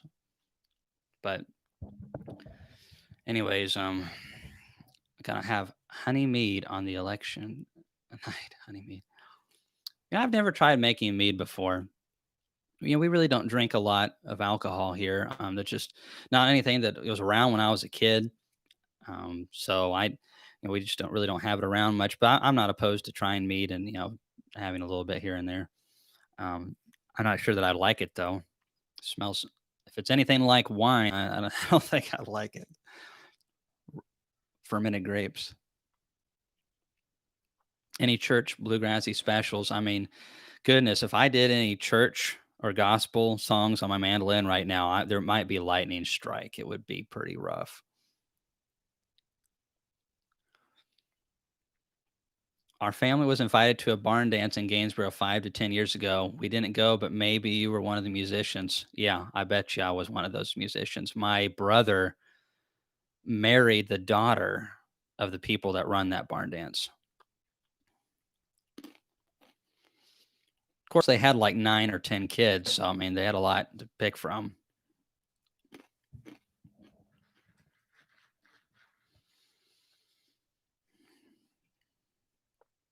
Yeah, David, maybe give that queen a brood cycle or so on your Apagard treated hive and the little puny queen. Um, she might just need a little bit more time and nutrition to swell up. Maybe she doesn't have enough area. I don't know, but usually on a queen, I give her a little bit, give her a chance.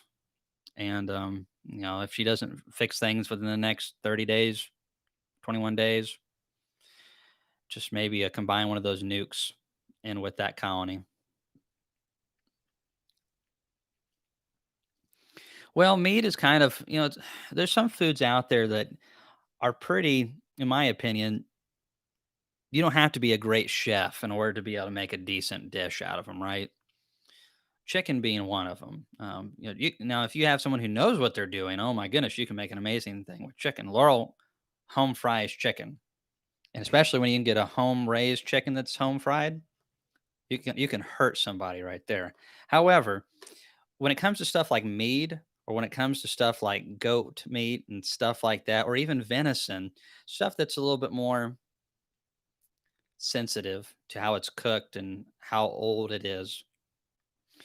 Meat, I feel like, is the same way. I've had a few different types of meat, and I've had some that was just disgusting. It felt more like apple cider vinegar to me, and some of it was super strong. And then I had some that was given to me at the TBA meeting at Heider Burks that is not going on this year, and that's kind of the reason why we're doing this class, is to kind of supplement for that, for local beekeepers who are wanting to get some hands on and maybe buy some of our equipment at the same time. We might actually see if we can get one other speaker there as well, if we can do that. Anyways, the mead there was pretty delicate. It wasn't very strong in alcohol, but there are so many different ways to do it. You're welcome, Paula. I hope they weren't too bad on your ears. You can pick your friends and you can pick your nose, but you can't pick your friend's nose. You must have known my grandpa. I know it's very commonly said, but geez. How many highs can one person maintain on average? Well, if you have the right experience and the right tools, a lot. If you had something fancy like Ian, where you got a loader and you have all the right gadgets and places to store it, it's really not taking care of the bees that where all the time seems like it gets burnt up. It's all the little things. Bottling honey, labeling honey, getting it to the store, exchanging money, taking that money to the bank, cleaning up the extraction room, getting the extraction room ready, food grade grease into the cowan, food grade grease into the extractor. Just little things like that that really add up. But I would say If you had decent tools and a good setup, there's no reason you shouldn't be able to do 200 hives. I know guys that are doing most of the work by themselves, running 400, but they have seasonal help for just the really critical periods like the honey extraction.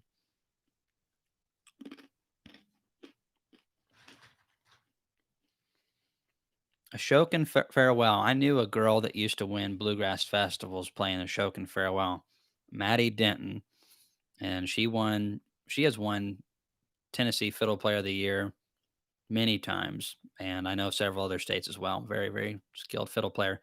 Got to play several shows with her, and it was always fun because she was just so skilled. She could pick things up very quickly. And bluegrass musicians, most of us, we can't read a lick of music. If you put a sheet of music in front of me, I could probably figure it out over time. But it's all by ear. It's just a different style of playing. I love classical though. I just don't fully understand it. Anyways, ladies and gentlemen, Laurel, she said that my time was up a long time ago.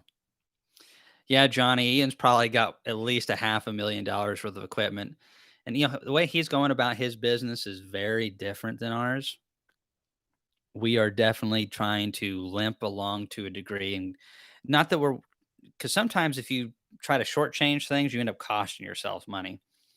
But at the same time, we're trying to get out of debt, and we're not doing too bad at that, and build from there. Ian, which now he has a totally different place. I mean, goodness, he produces so much honey there. He already has the canola. I mean, you got to take advantage of it, and he has a short season, so it's very different.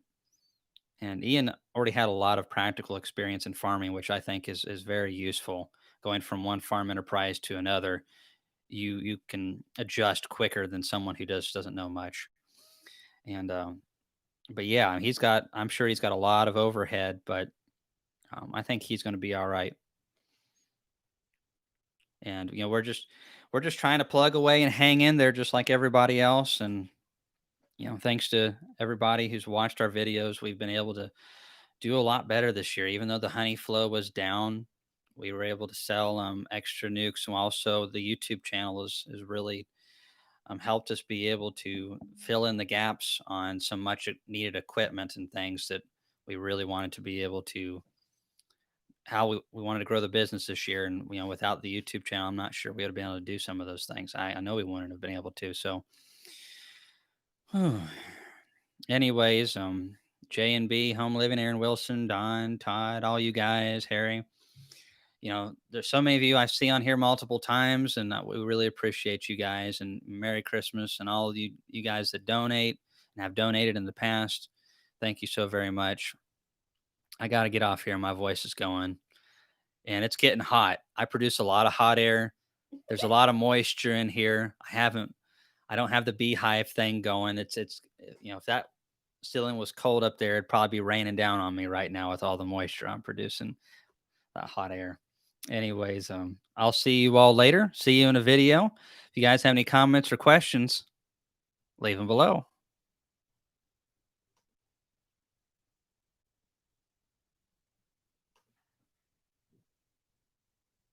I hate technology. I really do. I'm hitting the button.